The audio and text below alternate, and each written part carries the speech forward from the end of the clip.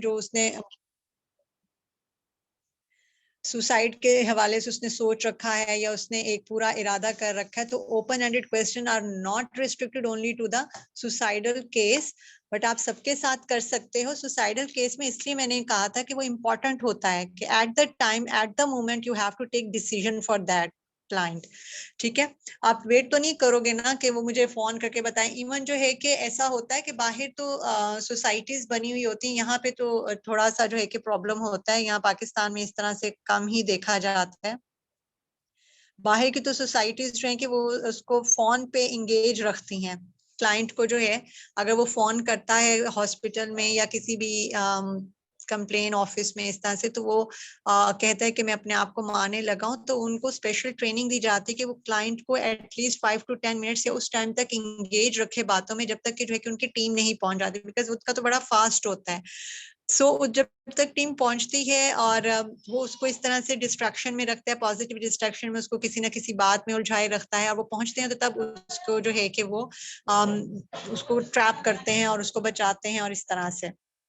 ठीक है, लेकिन यहाँ पे आपके पास कोई ऐसा सिस्टम मौजूद नहीं है, तो आप हर तरह की एजेंसी आप खुद ही हो कि आपके पास जो है कि अगर क्लाइंट ने फोन भी कर दिया, आपके क्लिनिक में फोन कर दिया है और आपके जो है कि क्लिनिक से डाइवर्जन अगर लगा हुआ है, या आपके वहां पे जो है कि स्टाफ है उसने आपको डाइवर्ट कर दिया कॉल, तो आप डायरेक्टली क्लाइंट से भी इसी तरीके से करोगे कि आप उससे बातचीत करते रहोगे।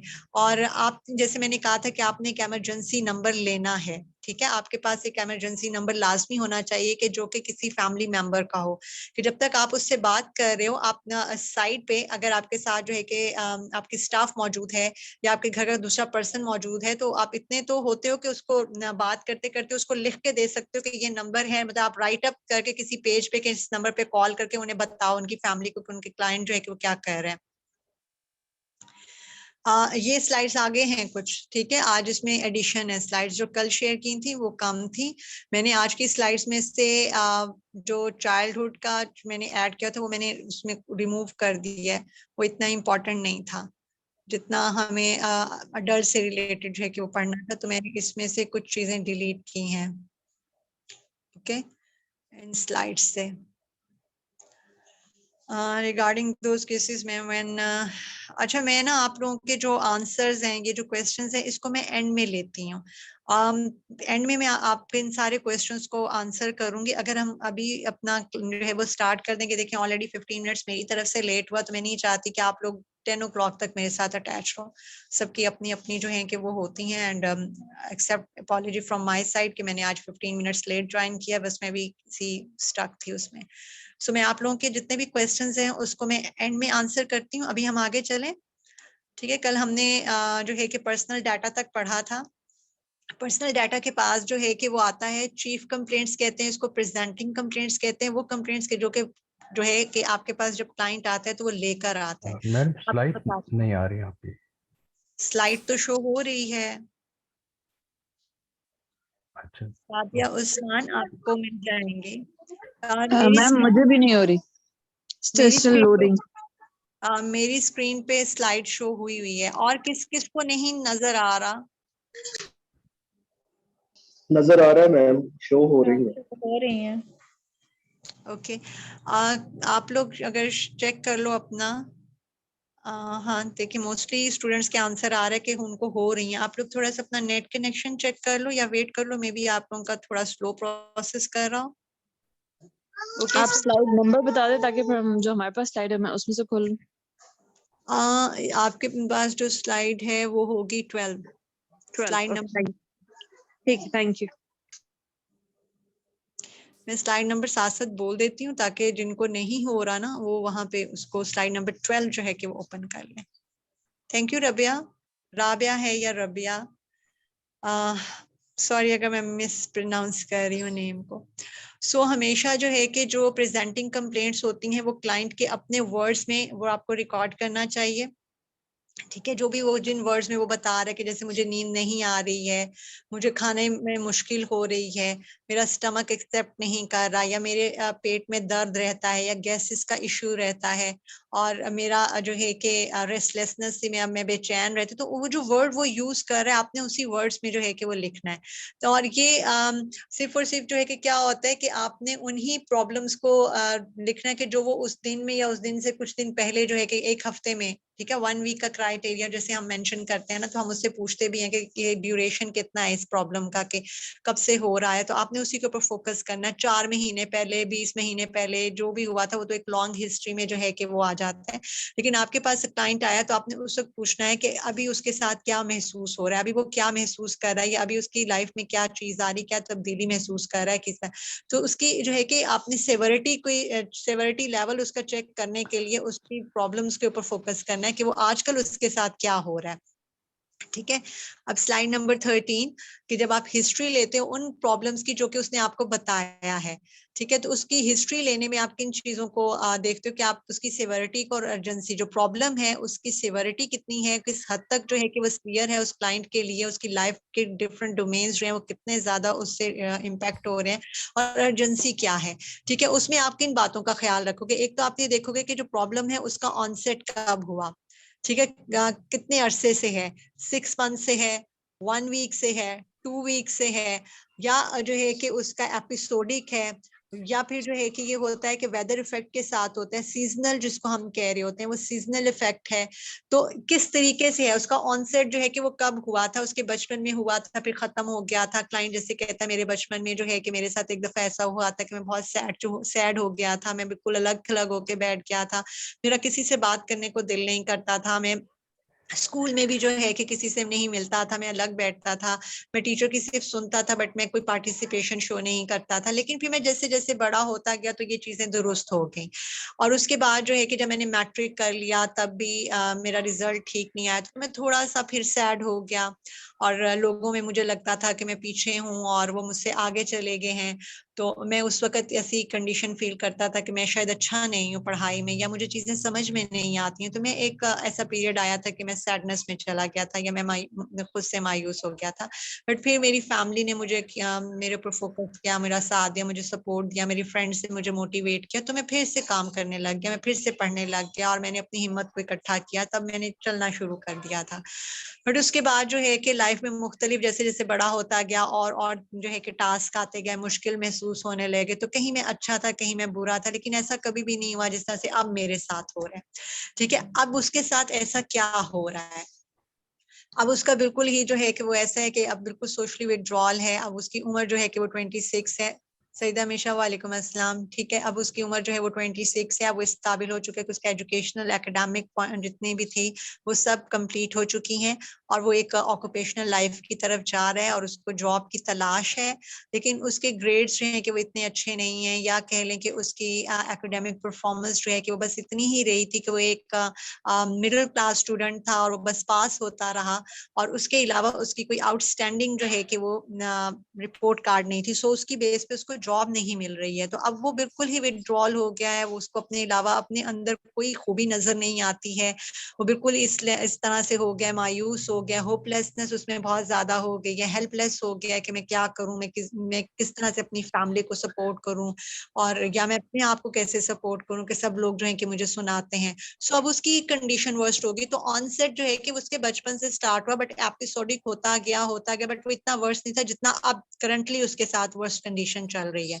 ठीक है, देन उसके बाद आप उसकी इंटेंसिटी को देखते हैं कि कितनी शिद्दत के साथ है।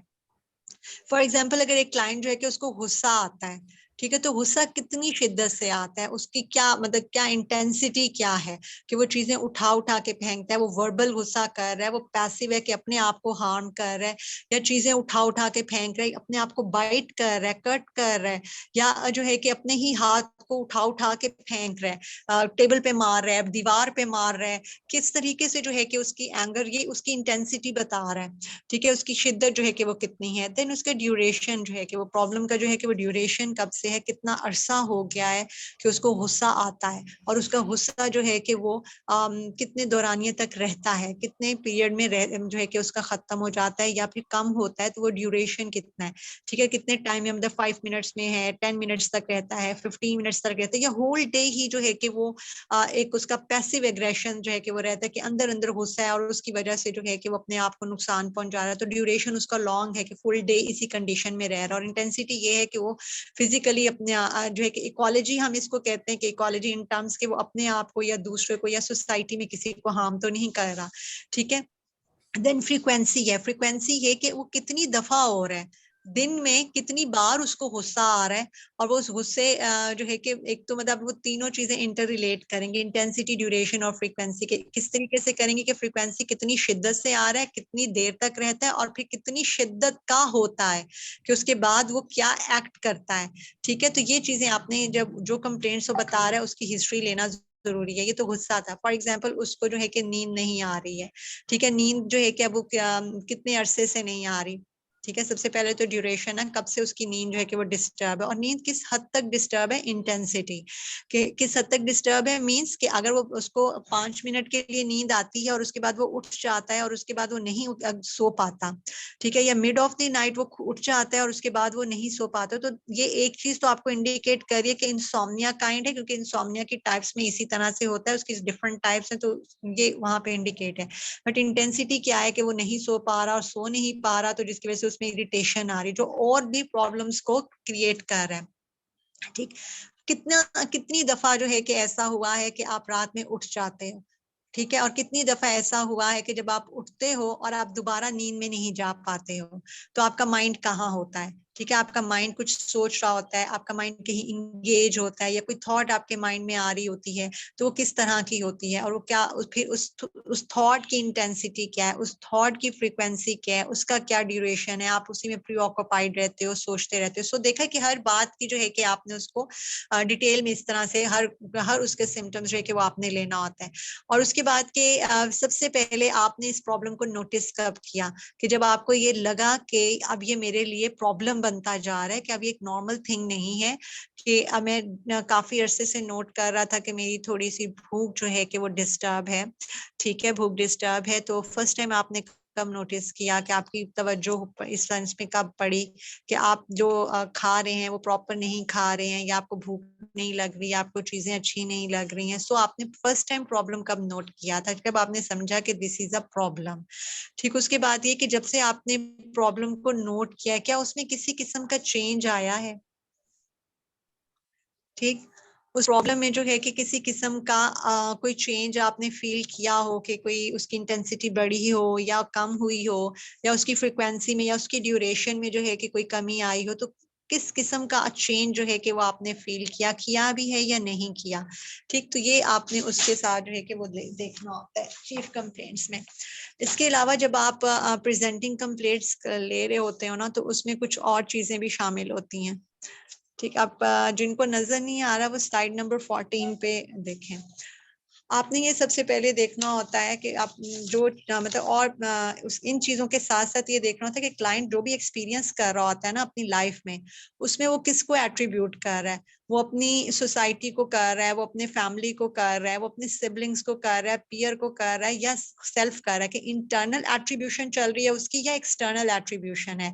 एट्रीब्यूशन होता है कि किसी दूसरे को ऊपर डालना कि उसकी वजह से ऐसा हो रहा है, या मेरी वजह से, मैं इस काबिल नहीं हूं तो मैं नहीं कर पा रहा, तो मेरी वजह से इस तरह से है, ठीक है। तो उसका जो भी एट्रीब्यूशन होता है वो आपने चेक करना होता है, वो देखना होता है कि वो किस वजह से, बल्कि ये आपको किस तरीके से पता चलता है कि जब क्लाइंट आपको अपना बता रहा होता है ना कि मैं मेरे घर में लोग इस तरह से हैं कि जिसकी वजह से मैं सेटिस्फेक्शन नहीं फील करता, या मैं रिलैक्स फील नहीं कर पाता घर में, कि वो हर वक्त लड़ते झगड़ते रहते हैं और उनके लड़ने झगड़ने की वजह से मैं डिस्टर्ब रहता हूँ, या वो टॉन्ट करते रहते हैं, तो मुझे अपने घर का एनवायरनमेंट नहीं पसंद, मुझे अपने घर के लोग नहीं अच्छे लगते, मेरा दिल चाहता है मैं भाग जाऊं यहाँ से, मैं कहीं और ही चला जाऊं, ठीक। तो ये क्या कर रहा है, वो एक्सटर्नली एट्रीब्यूट कर रहा है ना, कि लोगों की वजह से मेरी ये कंडीशन हो रही है, ठीक। तो एक्सटर्नल एट्रीब्यूशन जो है कि वो यूज कर रहा है। तो जो भी क्लाइंट अपने एक्सपीरियंस सर्कमस्टेंसेस को एक्सप्लेन कर रहा है, तो उसमें आपने उनको सुनना है कि वो किसको ज्यादा ब्लेम कर रहा है, किसको ज्यादा जो है कि मुद्दा किस पे डाल रहा है, एक्सटर्नली है या इंटरनली है। जैसे फॉर एग्जाम्पल अगर मैं ये कहूँ कि स्किज़ोफ्रेनिक पेशेंट्स होते हैं तो उनको वॉइसेस सुनाई देती हैं, हेलुसिनेशंस जो है कि उनको हो रही होती हैं। तो बहुत सारे क्लाइंट आके मेरा एक्सपीरियंस है DHQ में कि वो आके कहा करते थे कि ये जो बल्कि एक मेरे पास DHQ में नहीं था, मेरे पास डिप्लोमा में आई थी, खातून थी, वो ये कहा करती थी कि मेरे जो शाम होते ही ना तो मेरे घर की छत पे बहुत सारे परिंदे आ जाते हैं, और वो परिंदे जो हैं वो सारे के सारे शैतान हैं, और वो शैतान इसलिए कि वो मेरे नेबर्स ने भेजे हैं। मेरे जो नेबर्स में वो रहती है ना, एजेड सी खातून, तो वो पढ़ पढ़ के फूंकती है, और वो पढ़ पढ़ के फूंक के, और जो ये बर्ड्स है ना, ये शैतान है, ये शैतान जो होते हैं ये बर्ड्स की शक्ल में मेरे घर की छत पे आ जाते हैं, और ये बोलते हैं और मुझे तंग करते हैं, और ये मुझे बुरा भला कहते हैं, मुझे गालियां देते हैं। ठीक है, तो अब ये क्या कर रहा है, वो एट्रीब्यूट कर रही है ना, अब उसकी एक्सटर्नल एट्रीब्यूशन है, उसकी स्किज़ोफ्रेनिक पेशेंट की, जो उसको डेविल समझ रही है, या उसको जो है कि वो कहती है कि ये शैतान है, ये मतलब डेविल ही है, या इवल जो है कि वो है, और ये मेरे ऊपर जो है कि जो काला जादू है या इस तरह की चीजें मेरे नेबर्स जो है कि मेरे ऊपर कर रहे हैं। सो इस तरह से जो है कि वो करते हैं। सिमिलरली जो है कि आप इसमें ये भी देखते हो इम्पैक्ट ऑफ इलनेस को। इम्पैक्ट ऑफ इलनेस जो है कि वो आपको ये बताती है कि किस हद तक जो है कि वो उसकी इलनेस जो है वो इतनी वर्स्ट है कि उसकी वर्स्ट होने की वजह से वो पर्सन क्या सफर कर रहा है। अगर मैं यही कहूँ कि स्किज़ोफ्रेनिक पेशेंट्स जो होते हैं कि जिनको वॉइसेस सुनाई दे रही होती हैं, तो उनका क्या होता है कि अब वो यही, अगर मैं एग्जांपल ले लूँ कि वहां पे वो खातून ये कहती थी कि मैंने घर को चेंज कर लेना है अपना, या मैंने घर से निकल जाना है, या मैं किसी इदारे में चली जाऊंगी कि वहां मुझे मेरे साथ इस तरह से नहीं होगा, वो मुझे गालियां नहीं देंगे, मुझे बुरा भला नहीं कहेंगे, ये आवाजें मैं नहीं सुन पाऊंगी। सो इम्पैक्ट क्या हो रहा है कि पर्सन अपने घर से ही चले जाने को जो है कि वो तरजीह दे रहा है, अपना घर छोड़ देने को जो है कि तरजीह दे रहा है, कि इसकी वजह से जो है कि क्या होगा कि कम से कम मैं इन चीजों से बच जाऊंगा। तो इम्पैक्ट क्या आ रहा है, उसकी इलनेसेस का इम्पैक्ट जो है कि उसकी अपनी लाइफ पे क्या पड़ रहा है, उसकी पर्सनल जो है कि लाइफ पे क्या, उसकी सोशल लाइफ पे क्या पड़ रहा है, उसके रिलेशनशिप पे क्या फर्क पड़ रहा है, उसका ट्रस्ट लेवल खत्म हो गया ना। और अगर वैसे ही मैं बात करूं कि स्किज़ोफ्रेनिक पेशेंट की ना भी करूं, किसी और की हम ले लें, जैसे डिप्रेशन के होते हैं कि वो हर चीज बहुत सेंसिटिव हो जाते हैं, तो हर चीज को फील कर रहे होते हैं। तो फीलिंग जैसे अगर आप किसी के घर रह के, बहुत सारे बच्चे ऐसे होंगे कि जो कि किसी के घर में रह के पढ़ते हैं, किसी खाला के घर में, फूफो के घर में, चाची के घर में, इस तरह से, या नानों के घर में, तो कोई ना कोई एक पर्सन ऐसा जरूर होता है जो मुस्तकिल पिंच करता रहता है उनको कि इसने क्या करना है पढ़ लिख के, और पता नहीं पेरेंट्स ने क्यों इसको यहाँ छोड़ दिया है, इसको तो यहाँ कोई ख्याल नहीं है, बच्चों पे इस तरह से ट्रस्ट नहीं करना चाहिए, ओपनली पता नहीं यूनिवर्सिटी जाती है, क्या जाती है क्या, मतलब इस तरह के लोग जो है बातें करते रहते हैं। तो जो डिप्रेशन के क्लाइंट होंगे वो इसको बहुत, इन बातों को बहुत जल्दी लेते हैं, फील करते हैं, एब्जॉर्ब कर लेते हैं अपने अंदर। सो वो यही कहते हैं कि अच्छा ठीक है कि हम यहाँ से चले जाते हैं, हमें यहाँ से चले जाना ही बेहतर होगा। ठीक है, एक तरह मैं ये नहीं कह रही कि सारे लोग जो है कि वो डिप्रेशन के अलावा जितने नॉर्मल लोग हैं, वैसे नॉर्मल लोग जो है कि उसको कंपनसेट कर लेते हैं, बट वो लोग जो कि हाईली सेंसिटिव होते हैं और चीजों को अपने ऊपर ले लेते हैं, हर बात को अपने ऊपर लेते हैं, और वो इस तरह का जो है कि एक इंटेंस स्टेप लेते हैं कि वो घर को छोड़ देते हैं, किसी और जगह रहना शुरू कर देते हैं, कि विदाउट नोइंग कि वहां पे क्या रिस्क फैक्टर्स हो सकते हैं, किस तरह से हो सकता है। सो इस तरह से जो है कि ये इम्पैक्ट जो है कि इलनेस का किस तरह से होगा जी। तो आपने ये भी देखना है कि उसका जो भी प्रॉब्लम है उसका इम्पैक्ट जो है कि वो किस हद तक उसकी अपनी सोसाइटी में, उसकी अपनी पर्सनल लाइफ में, उसकी सोशल लाइफ में, रिलेशनशिप में कितना जो है कि वो असरअंदाज हो रहा है। साथ साथ जो है कि आपने ये भी देखना है कि उसकी कोपिंग स्ट्रैटेजीज कैसी हैं। ठीक है, पर्सन जो है कि अगर वो किसी ऐसे इवेंट से गुजर भी गया है, किसी ऐसे सिचुएशन से गुजर भी गया है, तो उसने खुद को किस तरह से कोप अप किया है, उसकी क्या कोपिंग स्ट्रैटेजीज हैं, या वो कितना एक्टिव है उसको अपनी उस कंडीशन को कंपनसेट करने के लिए, या वो क्या जो है कि बिल्कुल ही कह लो कि फास्ट माइंड उसका काम करता है कि वो कोई स्ट्रैटेजी प्लान करे या अपने मूड को जो है वो चेंज करे। अगर आप में से बहुत सारे लोगों की फैमिली में लोग इस तरह के होते हैं, वास्ता पड़ा हो, तो कुछ लोग ऐसे होते हैं कि जो बड़े अनईजी से लगते हैं, जिनके साथ रहना ना आपको लगता है कि आप उनके साथ अनईजी फील करते हो कि बहुत तेज हैं, और आपके साथ जो है कि उनकी इसलिए नहीं बनती है कि वो आपके माइंड सेट के लोग नहीं होते हैं, कि वो बहुत फास्टली जो है कि लोगों को अपनी मुट्ठी में कर लेते हैं। ठीक है, तो इस तरह से जो है कि उनकी कोपिंग स्ट्रैटेजीज जो है कि अच्छी होती हैं, कि वो अकॉर्डिंग टू सिचुएशन खुद को मोल्ड कर लेते हैं। पॉजिटिवली कर लेते हैं या अपनी जगह बना लेते हैं, वो कहते हैं ना सर्वाइवल फॉर द फिटेस्ट, तो वो उस फॉर्मूले के ऊपर पूरा पूरा चल रहे होते हैं। बट जो मेंटल इलनेस के क्लाइंट्स होते हैं वो उनकी कोपिंग स्ट्रैटेजीज जो है कि वो चेक की जाती है कि उनको उनके अंदर क्या है, कि इधर उनमें है भी सही या वो विड्रॉल है, वो गिव अप कर देते हैं। ठीक है, वो हर सिचुएशन से गिव अप कर देते हैं या फिर कुछ ना कुछ तो करने का सोचते हैं, कुछ प्रैक्टिकली या कुछ जो है कि करने की कोशिश करते हैं या नहीं करते या बिल्कुल ही गिव अप कर दिया। सो जो भी वो एक्सपीरियंसेस बता रहा होता है ना, उसके साथ जो है कि उसकी कोपिंग स्ट्रैटेजीज पे या वो किस हद तक कोप अप कर सकता है। अच्छा ठीक है, हम पूछते हैं क्लाइंट से, अच्छा ऐसा हुआ था तो आपने अपने तौर पर इसे किस तरीके से हल करने की कोशिश की। ठीक है, या आपकी समझ में आता है कि आपके पास क्या रिसोर्सेज थे, आपने कौन से रिसोर्सेज जो हैं कि, या किस तरह के रिसोर्सेज, कौन से तो नहीं, या किस तरह के रिसोर्सेज जो हैं कि वो आपने यूज किए इस सिचुएशन से निकलने के लिए। ठीक, तो आप क्या कर रहे हो, आप क्लाइंट ही से प्रोब कर रहे हो कि उसने क्या उसके अंदर मौजूद है, या क्या उसने वो सोच भी सकता था कि नहीं सोच सकता था। और कुछ क्लाइंट होते हैं वो कहते हैं कि हमने तो कभी इस पहलू पे सोचा ही नहीं कि हम खुद भी कुछ कर सकते हैं, हम तो बस उठ के आ जाते हैं। ठीक है, खामोश हो जाते हैं या फिर निकल जाते हैं, या हम गुस्सा करके आ जाते हैं, सुनाकर आ जाते हैं। अपनी बेइज्जती क्यों बर्दाश्त करें उन्हें सुनाकर, जब वो जो सुनाकर आते हैं, वो जो एंगर का वे होता है वो इतना हार्शली होता है कि वो उनके लिए फिर एक टैग भी बन जाता है, फिर वो प्रॉब्लमेटिक भी होता है, जिसकी वजह से और ज्यादा ये उनके अंदर जो है कि उनके लिए इश्यूज क्रिएट होते हैं। ठीक है, सो कोपिंग स्ट्रैटेजीज जो है कि वो देखनी होती है। जैसे मेरे पास एक एग्जांपल है एक पर्सन की, कि उसको अगर वॉइस सुनाई दिया करती थी तो वो ऐसे बार्स में जाता था जहाँ पे म्यूजिक होता था, ऊंची आवाज में जो है कि म्यूजिक होता है, तो वो जो आवाजें उसको सुनाई दे रही हैं वो उसके साथ कंपनसेट करता था कि जब तक ये म्यूजिक ऑन है मुझे वॉइस सुनाई नहीं देंगी। सो उसका कुपिंग वे ये था कि वो किसी बार में चला जाता था, अगर नहीं जा रहा है तो वो फिर घर पे है और म्यूजिक ऊंचा लगा लेता है, या अपने टीवी की जो है कि वॉल्यूम को ऊंचा कर देता है, ताकि उसकी जो है कि वो वॉइसेस जो उसके कानों में आ रही हैं वो ना आए, वो कंपनसेट हो जाए, उससे वो कोप अप कर रहा है। But it's a temporary thing, ये जो है कि बहुत ज्यादा, बट उसके लिए ये कोप अप करने का अपना एक वे था। ठीक है, उसका सेल्फ कोपिंग वे जो था कि वो ये था। साथ साथ में आपने सेफ्टी पॉइंट ऑफ व्यू से भी उसको चेक करना होता है, आपने जो भी वो कंप्लेंट्स बता रहा है उसकी सेफ्टी देखनी होती है, और सेफ्टी के अंदर सबसे पहले आता है सुसाइडल रिस्क, होमिसाइडल रिस्क है और सेल्फ केयर्स है। सुसाइडल रिस्क जो है कि वो यही कि उसने जैसे मैंने कल भी बताया था कि बहुत सारे क्लाइंट्स ऐसे होते हैं जो सिर्फ अटेंशन चाह रहे होते हैं और बीच में लोगों के बीच में बैठ के कहते हैं अपनी कलाई काट दूंगा, और उसके सारे लोग क्या करते हैं, ओ नहीं नहीं नहीं नहीं प्लीज ऐसा नहीं करना, अच्छा अच्छा हम वही करेंगे जो तुम बताओगे, पर पैनिक दूसरे लोग ज्यादा हो जाते हैं और वो इस चीज को एंजॉय करते हैं कि हाँ मुझे अब अटेंशन मिल रही है, अब मैं जो चाहूंगा वो मैं कर लूंगा।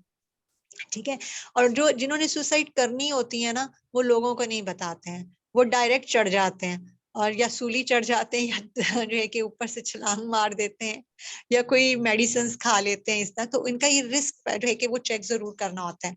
तो सुसाइडल रिस्क होगा कि वो जरूर करना है कि उसमें आप ये नहीं देखना होता कि उसका सुसाइडल रिस्क जो है वो हाई है या लो है। हाई या लो से जो है कि इतना फर्क नहीं पड़ता, जितना जो है कि आपको इस चीज से फर्क पड़ता है कि पर्सन जो है कि वो किस हद तक जो है कि उस चीज को कर रहा है, मतलब उसके लिए वो सुसाइड जो है कि वो कितना सीरियस मैटर है और वो उसको जो है कि किस हद तक लेके जा रहा है।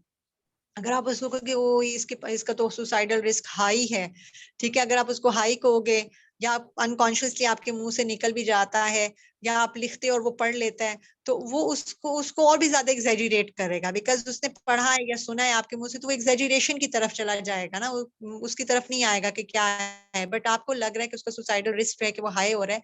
तो आप क्या करोगे कि आप फिर इमीडिएटली जो है कि जो मैंने कल बताया कि उसकी फैमिली को इन्वॉल्व करोगे और उसको जो है कि किसी भी जो है कि कह लें कि और मतलब फैमिली के साथ या जो है कि किसी उसके जो क्लोज फ्रेंड है, जब आपने हिस्ट्री ली और आपको पता चला कि वो किसी से क्लोज है, तो उसको उसका इमरजेंसी नंबर लेके आप उसके साथ जो है कि फर्दर वो प्रोसीजर जो है कि वो करते हो।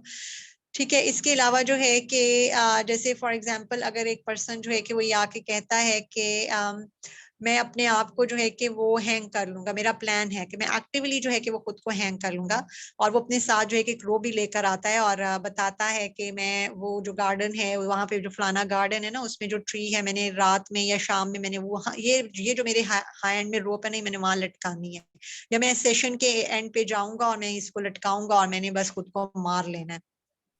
ठीक है। और उसके बाद जो है कि मैं बिल्कुल ही जो है कि इस दुनिया से चला जाऊंगा कि मेरी लाइफ में कुछ नहीं रहा है, कुछ भी ऐसा नहीं कि जिसको मैं एंजॉय करूं और ऐसा। ठीक, तो वो आप अपना वही रोल जो है कि दोबारा से प्ले करोगे, वहां पे आपका रोल आएगा कि आपने उसको पॉजिटिव डिस्ट्रैक्शन की तरफ जाना है। अच्छा, एक चीज ये भी होती है और एक चीज और भी होती है कि क्लाइंट जो है ना वो किसी दूसरे को भी मारने की बात कर रहा होता है। ठीक है, आपने ये भी देखना है कि वो जो है कि दूसरे को जो है कि जो मारने की बात कर रहे हैं ना, जैसे फॉर एग्जांपल एक क्लाइंट है और वो ये कहता है कि मेरी जो सिस्टर है वो मुझे मारना चाहती है। जो ये पैरानॉइड टाइप होते हैं कि वो मुझे मारना चाहती है और उसने पूरा प्लान किया हुआ है, उसने हर चीज को जो है कि वो सिस्टमेटिकली रख लिया है और वो मुझे खाने पे बुलाएगी और खाने के अंदर जो है कि मुझे कुछ चीज मिला के दे देगी और मुझे पता है वो मुझे मारना चाहती है, तो इससे पहले कि वो मुझे मारे मैं अपनी सिस्टर को ही मार दूंगा। ठीक है, तो ये एक एक मैटर ये भी आता है। तो इसमें आपने भी यहाँ पे भी जो है कि आपने फौरन जो है कि प्रिकॉशंस जो है कि वो शुरू करना है, प्रिकॉशंस जो है कि वो देखने होते हैं। एक साइड पे तो आप प्रिकॉशंस देख रहे हो बट दूसरी साइड पे उसको कन्विंस कर रहे होते हो। और सेल्फ केयर जो है कि वो ये है कि सेल्फ केयर से रिलेटेड जो है कि क्लाइंट जो है कि वो शेयर करता है कि वो अपनी सेल्फ केयर जो है कि वही आएगा कि अपनी सेफ्टी, पर्सनल सेफ्टी के हवाले से कि कुछ पेशेंट्स ऐसे होते हैं कि जो हॉस्पिटल से डिस्चार्ज होते हैं लेकिन स्टिल उनके अंदर जो है कि प्रॉब्लम मौजूद है और उनकी मेमोरी लॉस जो है कि वो इशू चल रहा है।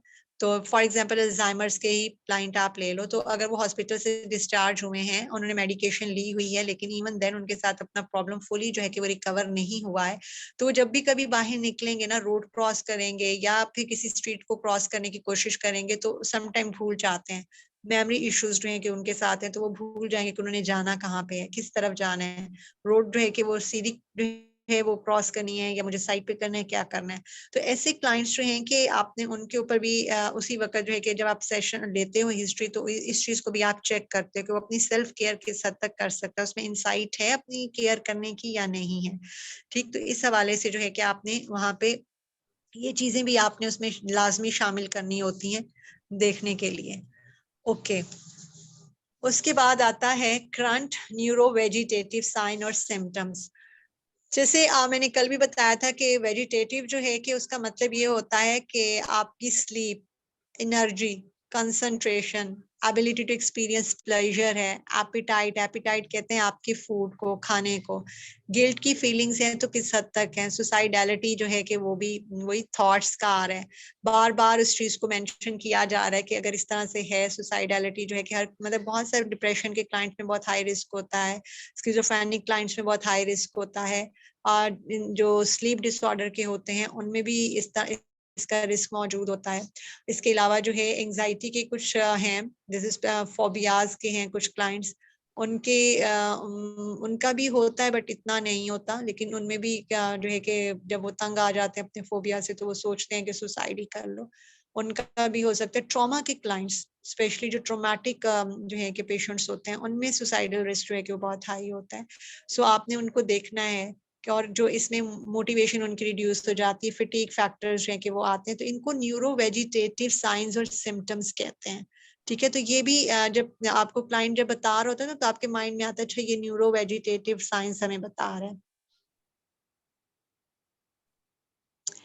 मैं आपके क्वेश्चन एंड में पढ़ूंगी तो फिर मैं उनके आंसर करूंगी। ठीक है, आपको जो क्वेश्चन करना आप लिख दो, मैं एंड में इनको जो है कि आंसर करूंगी, कि बीच में फिर मेरा अपना फ्लो टूट जाता है, मैं भूल जाती हूँ कि मैं कहाँ पे थी और मुझे कहाँ से कैच करना है अगेन। ठीक है, तो ये जो है कि जैसे वो कहते हैं कि मेरे अंदर एनर्जी नहीं रही है, मैं सारा दिन जो है कि मैं सपोज कि मैं मॉर्निंग में उठता तो मुझे अपने अंदर एनर्जी नहीं फील हो रही होती है। ठीक है मैं कंसंट्रेशन नहीं कर पाता अपने किसी भी टास्क पे, मैं कंसंट्रेट नहीं कर पाता, मैं प्लेजर फील नहीं कर पाता, मुझे समझ नहीं आती है कि मुझे कब खुश होना चाहिए, खुशी के लम्हात में मैं सैड हो रहा होता हूँ, तो मुझे नहीं समझ आती कि खुशी क्या होती है, उसकी फीलिंग्स क्या हैं। और एपिटाइट जो है कि वो फील ही नहीं हो रहा कि भूख लग रही है। ठीक है, और गिल्ट की फीलिंग्स हाईली गिल्ट की फीलिंग्स हैं, क्यों किया, क्यों हो गया, कैसे हो गया, नहीं होना चाहिए था। ठीक, तो ये गिल्ट की फीलिंग्स जो है कि वो ज्यादा हो रही हैं। अगेन वही सुसाइडैलिटी।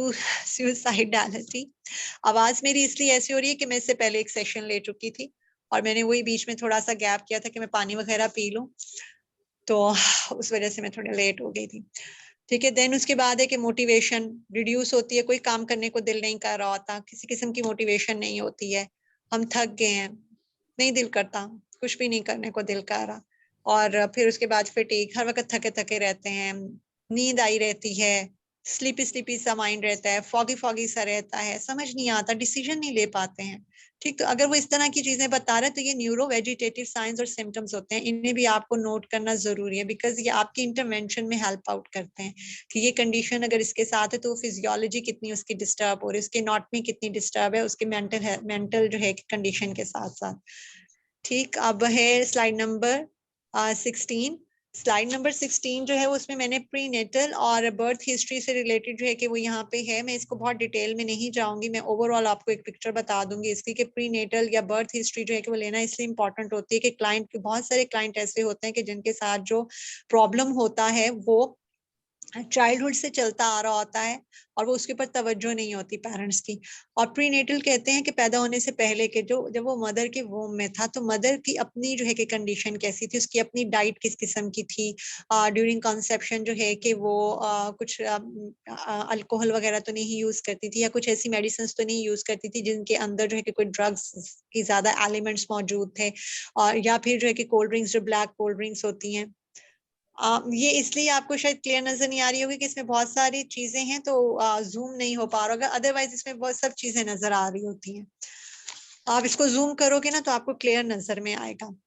और जो है कि उसकी डाइट अपनी क्या थी, मदर जो है कि ड्यूरिंग उसकी प्रेगनेंसी जो है, ड्यूरिंग कंसेप्शन जो है कि मदर किसी ट्रॉमा से खुद तो नहीं गुजर रही थी, ठीक है, और या उसको डिप्रेशन तो नहीं था, या उसको खुद अपना कोई किसी किस्म का कोई मेंटल हेल्थ प्रॉब्लम तो नहीं था। फिर उसकी डाइट किस किस्म की थी, क्या वो एक प्रॉपर डाइट ले रही थी, एक नॉर्मल डाइट थी जो एक हेल्दी डाइट होती है वो ले रही थी, जो एसेंशियल्स विटामिन्स थे वो ले रही थी कि नहीं ले रही थी, फिर जो है कि कोई जंक फूड तो नहीं यूज कर रही थी, कोल्ड ड्रिंक्स जैसे ब्लैक कोल्ड ड्रिंक होती है वो उसको यूज करना, और कोई एनर्जी बूस्टिंग जो है कि वो ड्रिंक्स लेना, ये सब चीजें तो मदर नहीं ले रही थी कि जिसकी वजह से जो है कि बच्चे के या फिर अडल्ट रहे के उसके ब्रेन पे असर हो के, अडल्ट होते हैं कि उनमें कंसंट्रेशन का काफी इशू आ रहा होता है। अभी तक ऐसा होता है कि मतलब जब वो कह लें कि एफएससी लेवल तक पहुंचते हैं या अपने कॉलेज या यूनिवर्सिटी लेवल तक पहुंचते हैं, तब भी उनके साथ क्या प्रॉब्लम आ रहा होता है कि वो कहते हैं कि हम कंसंट्रेट नहीं कर पा रहे थे, हम फोकस नहीं कर पा रहे होते हैं। सो इसका भी एक इशू जो है कि वो इन्वायरमेंटल भी हो सकता है, और इसका जो है कि वो जेनेटिक से भी हो सकता है। ठीक, बहुत सारी आपने जेनेटिक हिस्ट्री भी इसलिए लेना इंपॉर्टेंट होती है आपकी, और फिर आपको इन्वायरमेंटल इश्यूज भी जो है कि वो देखना इंपॉर्टेंट होते हैं, तो आप यहाँ पे वो सारी चीजें जो है कि वो देखते हो प्रीनेटल में कि मदर कैसी थी, मदर की डाइट कैसी थी, इसके अलावा उसका एनवायरनमेंट कैसा था जिसमें वो उसकी जो है कि अपब्रिंगिंग हुई, और बर्थ के टाइम पे कोई कॉम्प्लिकेशंस तो नहीं हुई थी, नॉर्मल था, सी सेक्शन था, या बर्थ के दौरान जो है कि कुछ ब्रीच होते हैं बेबी, तो किस तरह से जो है कि उसकी नॉर्मल डिलीवरी हुई थी, सी सेक्शन हुआ था, क्या हुआ था। सो उस वक्त जो है कि जब बच्चा पैदा हुआ था तो उसने सांस लिया था नहीं लिया था, वो रोया था फौरन के नहीं, उसका कलर तो नहीं चेंज हुआ था, ठीक है, उसका सीटी स्कैन करवाया था तो किस तरह से उसका ब्रेन फंक्शनिंग थी, तो ये सारी चीजें जो है कि वो हिस्ट्री लेना इंपॉर्टेंट इसलिए होता है कि अगर आपके पास आया जो क्लाइंट आया है उसके साथ कोई ऐसा इशू है कि जो कि उसके चाइल्डहुड से रिलेटेड है, या उसके जो है कि हम फैमिली हिस्ट्री लेते हैं, पूछते हैं कि मदर क्या, मेरे पास जैसे अभी एक बच्चा है 8 इयर्स का है, उसके साथ जो है कि लर्निंग प्रॉब्लम है, पर वो बच्चा है और उसका यही मसला था कि उसकी मदर ड्यूरिंग कंसेप्शन जो है कि वो डिप्रेशन का शिकार थी। इवन अगर मैं ये बच्चा है तो इसको ठीक है, मेरे पास एक और क्लाइंट थी जो कि 25 इयर्स की थी, और उस वक्त भी जो है कि उनके साथ यही प्रॉब्लम होता था एंजाइटी का बहुत, कि पैनिक हो जाया करती थी, और वो पैनिक जो है कि जब उसको प्रोब किया गया तो जब उसका कंसेप्शन था, मतलब मदर ने कंसीव किया हुआ था, तो उनको पैनिक अटैक्स होते थे, तो ये उसने इनहेरिट किया, बेबी ने इनहेरिट किया। एंड यू नो कि मैंने रिसेंटली एक जो है कि किसी ग्रुप में एक रिसर्च जो है कि वो पढ़ी थी, और उस रिसर्च में ये था कि जो भी बेबी होता है ना वो अपनी मदर के जितना टाइम वो रहता है उतने टाइम में वो कुछ ऐसी सेफ्टी या मतलब मदर की सेफ्टी के लिए कुछ ना कुछ जो है कि वो हार्मोन्स लाइक चीजें जो है कि वो बॉडी के अंदर छोड़ता है। और जैसे मदर जो है कि उसका इम्यून सिस्टम वीक होता है या मदर किसी बीमारी के अंदर जाती है, तो वो जो पार्टिकल्स होते हैं ना, वो जाके उस जगह को हील करते हैं जो उसकी बेबी के साथ होते हैं। सो मुझे बड़ा अमेजिंग से ये एक लगा था, एक डिफरेंट लगा था, और बड़ी अट्रैक्ट सी मुझे ये चीज की थी कि अल्लाह ने जो है कि मदर्स के अंदर क्योंकि कितनी मोहब्बत डाली हुई है कि वो बेबी जो निकल जाता है बट पीछे फिर भी कुछ ना कुछ छोड़ जाता है जो हील करता है इंटरनली मदर को। So it's so amazing. तो यहाँ पे भी वो कि बर्थ हिस्ट्री जो है कि वो इसलिए इम्पोर्टेंट होती है कि आप देखते हो कि क्या प्रॉब्लम था कि जो अभी तक चल रहा था। तो कुछ चीजें इनहेरिट होती हैं, कुछ जीन्स में आती हैं, कुछ इन्वायरमेंट से जो है कि वो नर्चरिंग में जो है कि वो लेता है, अपने इन्वायरमेंट से जो है कि वो चीजें अडॉप्ट कर रहा होता है। जैसे हम लर्न बिहेवियर कह रहे होते हैं, इमोशंस इवन जो है कि वो लर्न होते हैं कि अपने इर्द गिर्द के लोगों को जिस तरह से इमोशंस में देखता है, जिस तरह से उनकी कोपिंग स्ट्रेटजीज को देखता है, वो उसी तरीके से लर्न कर लेता है, तो ये उसका बिहेवियर बन जाता है, फिर वो हैबिचुअल हो जाता है। सो ये चीजें इसलिए इंपॉर्टेंट होती हैं। ठीक है, साथ में जो है कि इसके डेवलपमेंटल हिस्ट्री है। डेवलपमेंटल हिस्ट्री जो है उसको भी मैं ओवरऑल ही बताऊंगी आपको कि जो है कि डेवलपमेंटल हिस्ट्री का मतलब ये है कि उसके डेवलपमेंटल पीरियड, जैसे वो छोटा था 1 ईयर का था, 2 ईयर का हुआ था, तो ये जो पीरियड चल रहा था उस पीरियड के दौरान जो है कि वो किस तरह से था, उसने नॉर्मल बैठना उठना शुरू किया था, उसने टाइम पे जो है कि अब जैसे 5-6 मंथ्स का बच्चा बैठ जाता है, इंडिपेंडेंटली बैठ जाता है या सपोर्ट के साथ बैठता था, उसका हेड फिक्स हुआ था नहीं हुआ था, चीजों को देख के हैंड रेस करता था या नहीं करता था। तो यहाँ पे जो है कि आपने उस डेवलपमेंटल हिस्ट्री को जो है कि वो देखना होता है। और अपने केयर टेकर के आने पे वो स्माइल देता था या कोई रिस्पॉन्स करता था या नहीं करता था, तो किस तरह से जो है कि वो हुआ, फिर उसने चलना शुरू किया तो उसको कोई मुश्किल तो नहीं पेश आई थी, वो नॉर्मली उसने चलना शुरू कर दिया, बात करना शुरू की थी तो उसी पैटर्न से किया था कि जैसे नॉर्मल बच्चे करते हैं, या उसको कोई डिफिकल्टी हुई थी, उसने देर से बोलना शुरू किया था। जैसे फॉर एग्जांपल आपके पास स्टटर के क्लाइंट आते हैं, तो वो स्टटरिंग जो होती है वो उनके चाइल्डहुड से ही शुरू होती है। ठीक है, जहाँ पे वो एंशियस फील करते हैं, जहाँ पे उनको थ्रेट फील होता है, वहीं पे वो अटकना शुरू हो जाते हैं, तो हकला हकला के बोलते हैं। ठीक है, और फिर जो है कि दूसरी एक्टिविटीज में वो इन्वॉल्व थे नहीं थे, उनके लार्ज स्मॉल मसल्स जो है कि उनकी कोऑर्डिनेशन थी कि नहीं थी, जिसको हम gross and fine motor coordination भी कह रहे होते हैं। तो ये चीजें जो है कि वो इंपॉर्टेंट होती हैं यहाँ पे डेवलपमेंटल हिस्ट्री में लेना। जैसे आपके पास कुछ क्लाइंट्स आएंगे जो कि पार्शली जो है कि पैरालाइज्ड होते हैं, होल नहीं होते, पार्शली पैरालाइज्ड होते हैं, लेकिन साथ साथ जो है कि उनके कोई मेंटल इश्यूज भी चल रहे होते हैं। फॉर एग्जांपल उनकी सेल्फ स्टीम लो होती है। हर शख्स जो होता है जो पार्शली पैरालाइज्ड होता है, हर शख्स इतना स्ट्रांग नहीं होता कि अपनी उस कंडीशन को कोप अप कर सके। सो सेल्फ स्टीम डाउन हो जाती है, लोगों की बातों की वजह से सेल्फ कॉन्फिडेंस नहीं रहता, पब्लिक स्पीकिंग नहीं कर पाता, शाइनेस बहुत ज्यादा हो जाती है, तो उससे क्या होता है कि एंग्जाइटी के क्लाइंट बन जाते हैं। ठीक है, तो ये सब लीड कर रहा होता है एंग्जाइटी को। तो ऐसे क्लाइंट्स जो होंगे उनके लिए आपकी डेवलपमेंटल हिस्ट्री लेना जरूरी है कि ये जो उनके अंदर इम्पेयरमेंट आई है वो क्या किसी एक्सीडेंट की वजह से आई थी, या क्या उसी स्टेजेस से शुरू हुई थी कि जब वो छोटा था तो तब क्या ये चीजें आई थी, बाय बर्थ ये चीजें थी, या बाद में किसी इंजरी की वजह से, हेड ट्रॉमा की वजह से उनके साथ ऐसा प्रॉब्लम हुआ था, या एक्सीडेंट जो है कि उसकी वजह से हुआ था, या कोई ऐसा इमोशनल ट्रॉमा हुआ था कि जिसके बाद ब्रेन स्टक हो गया था। तो इस तरह की क्या जो है कि वो वाकयात हुए थे या सिचुएशंस हुई थी, तो ये डेवलपमेंटल हिस्ट्री इंपॉर्टेंट होती है इस लिहाज से। Okay, psychiatry and medical history. Psychiatry history में जो है कि आप सारा देखोगे कि करंटली जो है कि क्लाइंट जो है, साइकेट्री एंड मेडिकल हिस्ट्री में आप क्लाइंट से पूछते हो कि क्या आपने इससे पहले कभी किसी साइकेट्रिस्ट को फॉलो किया है, अगर किया है तो क्या मेडिसिन ले रहे थे आप, उन मेडिसिन की जो है कि वो डिटेल होती है, वो आप कितने कितने टाइम पे ले रहे हो, उसकी डोजेज जो है कि वो कितना है कि वंस है, या फिर जो है कि ओबी मींस होता है कि 2 टाइम्स आप ले रहे हो, 3 टाइम्स ले रहे हो, और कितनी mg की जो है कि आप टैबलेट्स ले रहे हो, कौन कौन सी जो है कि वो टैबलेट्स आप ले रहे हो, किस मकसद के लिए ले रहे हो, क्या डायग्नोसिस उन्होंने किया था, और ये ट्रीटमेंट कितने अरसे तक चला था, और किस थेरेपिस्ट के पास आप जा रहे हो, बिकॉज ये बहुत इंपॉर्टेंट होता है कि थेरेपिस्ट जो है कि या जो है कि साइकियाट्रिस्ट है तो वो कौन सा है, और उसकी क्या अपने रेपो क्या है, उसका एक रिव्यू क्या है, क्लाइंट जो है कि फीडबैक क्या प्रोवाइड करते हैं उसके हवाले से। तो ये एक तरह से जो है कि वो लेना जरूरी होता है। फिर वो जो भी प्रॉब्लम था वो क्या डायग्नोज हुआ था नहीं हुआ था, अगर डायग्नोज हो गया था तो क्या उसकी इंटरवेंशन से क्या ट्रीटमेंट प्लान चल रहा था, उस ट्रीटमेंट प्लान का आउटकम क्या था, उस आउटकम में जो है कि वो स्टिल जो है कि वो मच वर्स है, स्टिल जो है कि वो या उस जैसे पहले था उससे वो पहले बेटर फील कर रहा है, या फिर उतना ही है जितना वो पहले था, मतलब सेम सेम जो है कि उसके ऊपर आ रहा है। ठीक है। और अगर अभी वो कोई मेडिसिन ले रहा है तो वो कौन सी ले रहा है, तो करंटली मेडिकेशन जो है कि वो किस तरह की वो ले रहा है। ठीक है। इसके साथ साथ जो है कि आपने ये भी पूछना होता है कि इसके अलावा, मतलब साइकेट्रिस्ट के अलावा आप किसी फिजिशियन के पास गए हैं, तो फिजिशियन ने आपको क्या बोला, उसने आपको क्या मेडिसिन दी, फिर वो ट्रीटमेंट आपका कितने अरसे तक चला, आपने कब उसको टेपर ऑन किया। टेपर ऑन का मतलब होता है कि आपने कैसे उसको खत्म किया, आहिस्ता आहिस्ता जो है कि वो खत्म किया। ठीक। तो ये चीज, ये हिस्ट्री जो है कि वो इम्पोर्टेंट होती है। मेडिकल हिस्ट्री में कुछ और चीजें भी इम्पोर्टेंट हैं। और मेडिकल हिस्ट्री में जो है आप ये भी देखते हो कि जब आप डिवेलपमेंटल स्टेजेस पे देखते हो कि अगर आपके पास कोई क्लाइंट आया है और उसका हेयरिंग का भी इशू है ना, तो उसने कान में भी कुछ जो है कि वो लगाया हुआ है, सुनने के लिए लगाया हुआ है, जिसमें कह रही कि पार्शली जो है कि इस तरह के होते हैं क्लाइंट। तो उसमें आप ये देखते हो कि क्या उनको कोई ईयर इन्फेक्शन तो नहीं हुआ था छोटे होते हुए, कोई एलर्जी, कोई एस्थमा, कोई कन्वर्जन टाइप, यानी कि उसको कोई एपिलेप्टिक सीजर्स तो नहीं पड़ते थे, उसको डिजीनेस तो नहीं होता था, या ड्रेनिंग ईयर्स तो नहीं होते थे, टॉन्सिल्स तो नहीं है, उसको इन्फ्लुएंजा है, या हाई फीवर तो नहीं हुआ था उसको अपने पैदा होने से लेके अब तक, जो कि इतना ज्यादा उसके लिए प्रॉब्लमेटिक हो गया। ठीक। तो ये मेडिकल हिस्ट्री जो है कि उसमें ये सारा लेना होता है, साथ में उनके फिजिकल एग्जामिनेशन भी कराना होता है।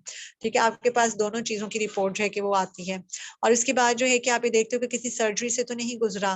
ठीक है। उस अडल्ट की कोई सर्जरी तो नहीं हुई, अगर हुई है तो किस किस्म की हुई है और वो कब हुई थी, और कितने उसके उसके हवाले से जो है कि हॉस्पिटलाइजेशन हुई है या नहीं हुई, या फिर जो कि मेडिकेशन उसने की थी तो उसका क्या फिर आउटकम था। ठीक है। और इसके अलावा कभी कोई एक्सीडेंट तो नहीं हुआ, किसी वजह, मतलब कोई एक्सीडेंट हुआ हो और उसकी वजह से कोई इंजरी आई हो, या हेड पे चोट लगी हो, या बॉडी के किसी और जगह पे कोई फ्रैक्चर हुआ हो, और या फिर वो हॉस्पिटलाइज रहा और रहा है तो कितने अरसे तक रहा है।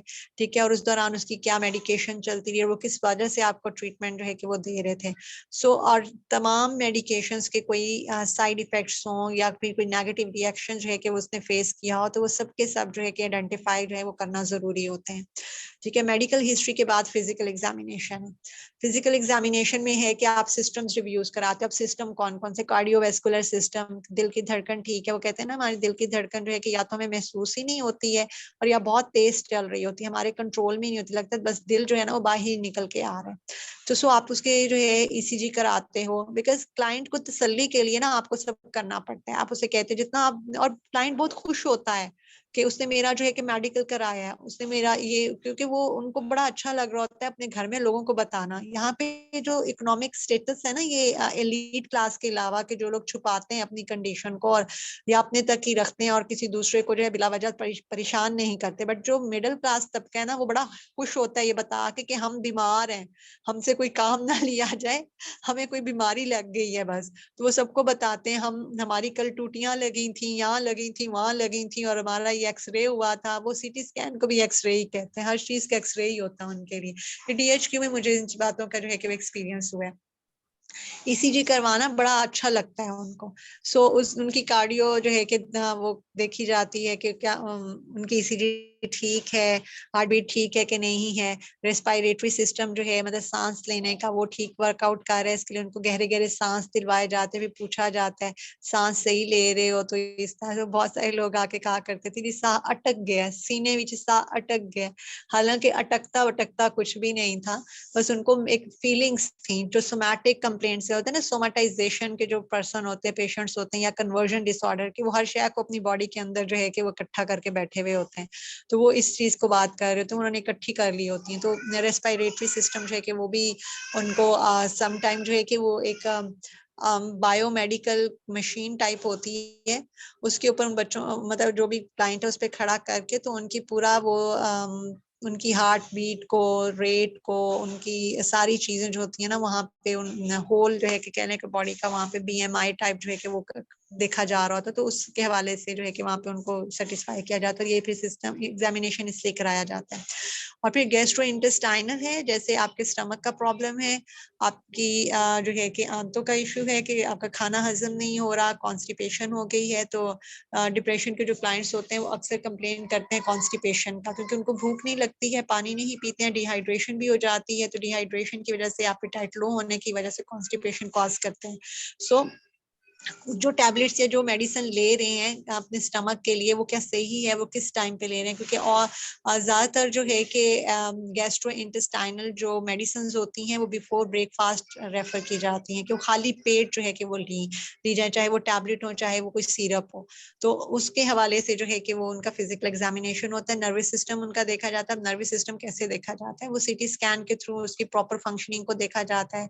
ठीक है, अगर कोई एपिलेप्टिक क्लाइंट है साथ में, मतलब उसको सीजर्स भी पड़ते हैं और उसके साथ साथ जो है कि वो पैनिक अटैक्स भी उसको होते हैं, सो आप उसका जो है ईईजी कराते हो, और इलेक्ट्रोकन्वल्सिव जिसको हम थेरेपी कह रहे होते हैं कि ईईजी होता है, या फिर एमआरआई वगैरह जो है कि उसके थ्रू हम उसके पूरे ब्रेन का जो है कि वो फंक्शन चेक कर रहे होते हैं, और उसमें उसकी वेव्स का जो फंक्शन है वो भी हम देख रहे होते हैं। और फिर उसके बाद है जेनाइटो यूरिनरी सिस्टम, जो जीटीआई सिस्टम आप कह सकते हो, कि जिसमें यूरिन का इशू बहुत है, और जो है कि यूरिन रुक रुक कर आ रहा है, जल कर आ रहा है, पेल है, आप उनसे पूछते हो कलर क्या है, पानी कितने अरसे से नहीं पिया है। ठीक है, डिहाइड्रेशन की वजह से जो है कि ये यूरिनरी में कह लें, या ये इसको क्या कहते हैं, जीटीआई आई थिंक सो कहते हैं। तो वो यूरिनरी ट्रैक में जो है कि वो प्रॉब्लम जो है कि वो आ जाता है, तो उसका फिजिकल एग्जामिनेशन जो है कि वो आप कराते हो फॉर क्लाइंट्स तसल्ली। ओके, कि उसको जो है कि ये ना हो कि मुझे कुछ किया नहीं है, मेरे पर तवज्जो नहीं दी गई है। UTI, yes UTI, thank you. यानी मेरे माइंड में जीटीआई क्यों घूम रहा था, देयर इज समथिंग जो एसोसिएशन होगी जीटीआई से भी, वो यूटीआई था और मैं जीटीआई बना गया, but thank you so much for correct me. Okay, family history जो है कि वो आपने लेनी है, और फैमिली हिस्ट्री में आपने उससे पूछना है कि क्या आपकी फैमिली में कोई पर्सन ऐसा तो नहीं है कि जिसके साथ कोई मेंटल हेल्थ से रिलेटेड कोई इशू है।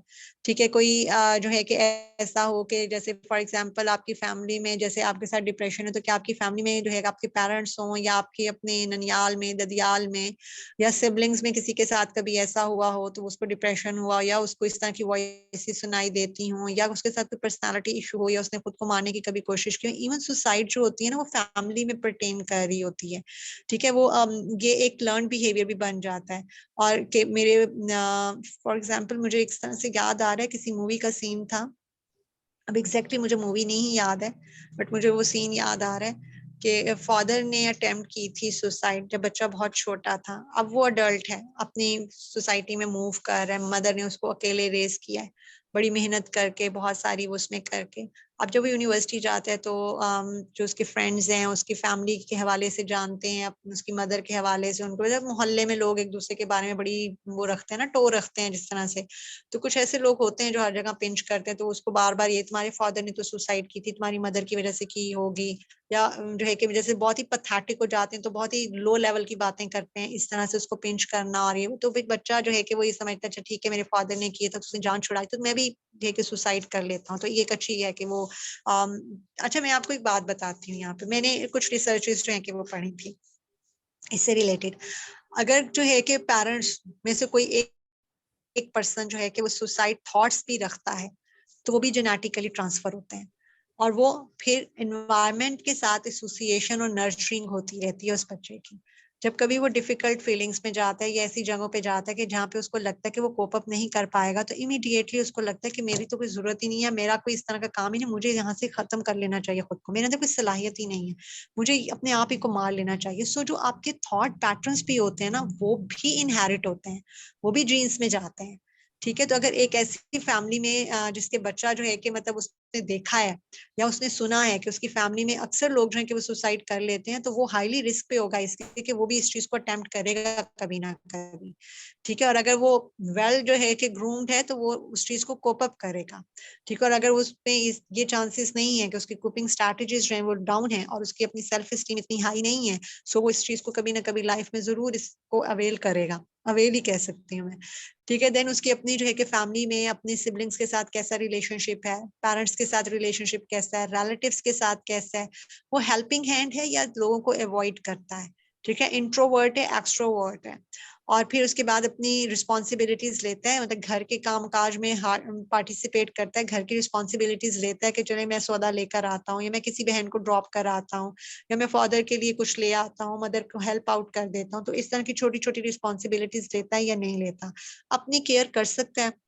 अपनी केयर जो है कि वो किस हद में कि अपनी ड्रेसिंग की केयर, अपने टीथ की जो है कि वो ब्रश करता है या नहीं करता, या बस ऐसे ही उठ के चला जाता है। अक्सर अगर आपका जो है कि जब क्लिनिक आप स्टार्ट करोगे या अभी किसी ने किया भी हुआ है तो उसको एक्सपीरियंस होगा कि डिप्रेशन के जो क्लाइंट्स होते हैं ना, कई कई दिन हो जाते हैं नहाए हुए, और वो आपके पास आके बैठते हैं ना तो स्मेल बड़ी आ रही होती है, और वो पर्सनल हाइजीन का ख्याल नहीं रखते हैं अपना, ना कॉम करेंगे, ना फेस वॉश करेंगे, ना ब्रश करेंगे, ना नहाएंगे, कपड़े भी मैले कुचैले पहने हुए होंगे। सो आपने ये देखना है कि उनकी अपनी जो है कि सेल्फ हाइजीन के ये आप ऑब्जर्व भी करोगे, और आप वो खुद भी बताएंगे, उनकी जो बताने की कंडीशन होगी वो भी बता रही होगी। वो बोलते हैं, वो कैसे बोलते हैं डिप्रेशन के क्लाइंट्स जो हैं, फॉर एग्जाम्पल कैसे बोलते हैं वो जब भी बता रहे होंगे ना तो वो बोलते बोलते रुक जाएंगे। जैसे मैं बोलने की कोशिश करती हूँ, I am a depressed person, मैं आप लोगों के पास आई हूँ और मैं अपने एक किस्सा जो है, मतलब मैं अपनी प्रेजेंटिंग कंप्लेंट्स दे रही हूँ आपको, तो मैं किस तरह से बोल रही हूँ। मुझे काफी दिन से नींद नहीं आ रही, बिल्कुल एकदम लॉन्ग पॉजेस होंगे, और खाने को भी मेरा दिल नहीं कर रहा, फिर लॉन्ग पॉज, और लो, मतलब बिल्कुल ही अभी आप मुझे देख नहीं पा रहे, वरना इसलिए मैं एक नमूना लग रही होती हूँ, मतलब मैं वो एक्टिंग कर रही हूँ तो मुझे खुद को लग रहा है कि मैं एक नमूना लग रही होंगी। लो, मतलब आईज नीचे हैं, फेस बहुत सैड है, वॉइस बहुत डाउन है, स्लो है कि आपको मुश्किल से सुनाई दे रही है, और मेरा किसी से भी बात नहीं करने को दिल करता, बस दिल करता है मैं दुनिया छोड़ दूं, बस ऐसे ही। हाँ, यही चल रहा है, ऐसे हो रहा है, मतलब उनकी टोन फिर इस तरह से होती है, वो यूं बात कर रहे होते हैं, तो उनका अपना जो है कि सेल्फ से रिलेटेड कितना जो है वो जानते हैं, उसकी अपनी सेल्फ मैनेजमेंट क्या है, ठीक, उनकी केयर वो खुद कर सकते हैं नहीं कर सकते हैं, तो ये सारा आपने उनको भी देखना, मतलब सेल्फ केयर में अपनी फैमिली के लोगों की केयर कर रहे हैं या नहीं कर रहे हैं, मदर फादर में से कोई बीमार हो जाते तो क्या वो उनकी केयर करने के लायक हैं, या उनको इतना हेल्प आउट करते हैं या नहीं करते हैं, ठीक, तो ये चीजें जो है कि आपने फैमिली हिस्ट्री में लेना जरूरी होता है, और अगर फैमिली में किसी और को कोई मेडिकल से रिलेटेड कोई इशू है तो वो भी आपने हिस्ट्री लेनी होती है, कि अगर कोई ले रहा है किसी तरह की कंसल्टेशन ले रहा है तो वो किससे ले रहा है और कितने अरसे से ले रहा है, और वो फिर उन जो मेडिकेशन वो ले रहा है क्या उसके भी कोई साइड इफेक्ट्स हैं कि नहीं है, तो ये डिटेल में सारी आपने हिस्ट्री लेनी होती है। देन फोरेंसिक हिस्ट्री है, फोरेंसिक हिस्ट्री हम अडल्ट की इसलिए लेते हैं कि जो मेल्स होते हैं ज्यादातर ना, कुछ अगर आपको फील हो, क्योंकि मैंने ये जो मेरे माइंड में आ रहा था तो मैंने उसको स्लाइड्स को डालती गई थी, अगर आपको लगे कि इसकी तरतीब आगे पीछे करना जरूरी है तो आप अपने अकॉर्डिंगली उसकी तरतीब को जो है कि स्लाइड्स को आगे पीछे करके आप पढ़ सकते हो या ले सकते हो या फॉर्म अपना जो है कि बना सकते हो। फोरेंसिक हिस्ट्री जो है कि ऐसे अडल्ट्स की कि जो कि जेल में जाते हैं, जुवेनाइल होते हैं, उनके कोर्ट्स होते हैं, तो आपने वहां पे देखना होता है कि पर्सन ने कभी किसी किस्म का कोई क्राइम तो कमिट नहीं किया, अगर क्राइम कमिट किया है तो क्या वो जेल गया और जेल जाने की क्या रीजन थी, ड्यूरेशन कितना था वहां पे रहते हुए, वहां पे रहते हुए उसका किस तरह का बिहेवियर था, क्या वहां पे रहते हुए जहां वो रहता था कुछ मेंटल इश्यूज उसको जेल में भी हुए थे, लाइक उसका एंगर तो नहीं, एंगर हो उसका बहुत आउटबर्स्ट है, उसका हाई एंगर था, या उसकी जो है कि वो लो टेम्परामेंट का था कि किसी भी चीज को बर्दाश्त नहीं करता था, या हार्मफुल एक्शन कि अपने आप को या दूसरे लोगों को हार्म करने की तरफ जाता था, ठीक है, तो उस वक्त उसकी वहां पे रहते हुए मेंटल जो है कि वो क्या थी, और ये बात आप उनसे भी पूछ सकते हो, अडल्ट से भी, और उनके केयर टेकर से भी पूछ सकते हो, अगर वो खुद नहीं बता रहा या खुद बहुत क्वाइट है, और जो है कि कह लें कि एक्सट्रीम या परसिस्टेंट जो है कि वो कह लें डिप्रेशन का शिकार है, तो आप उस पे केयर टेकर से जो भी उसके साथ आया है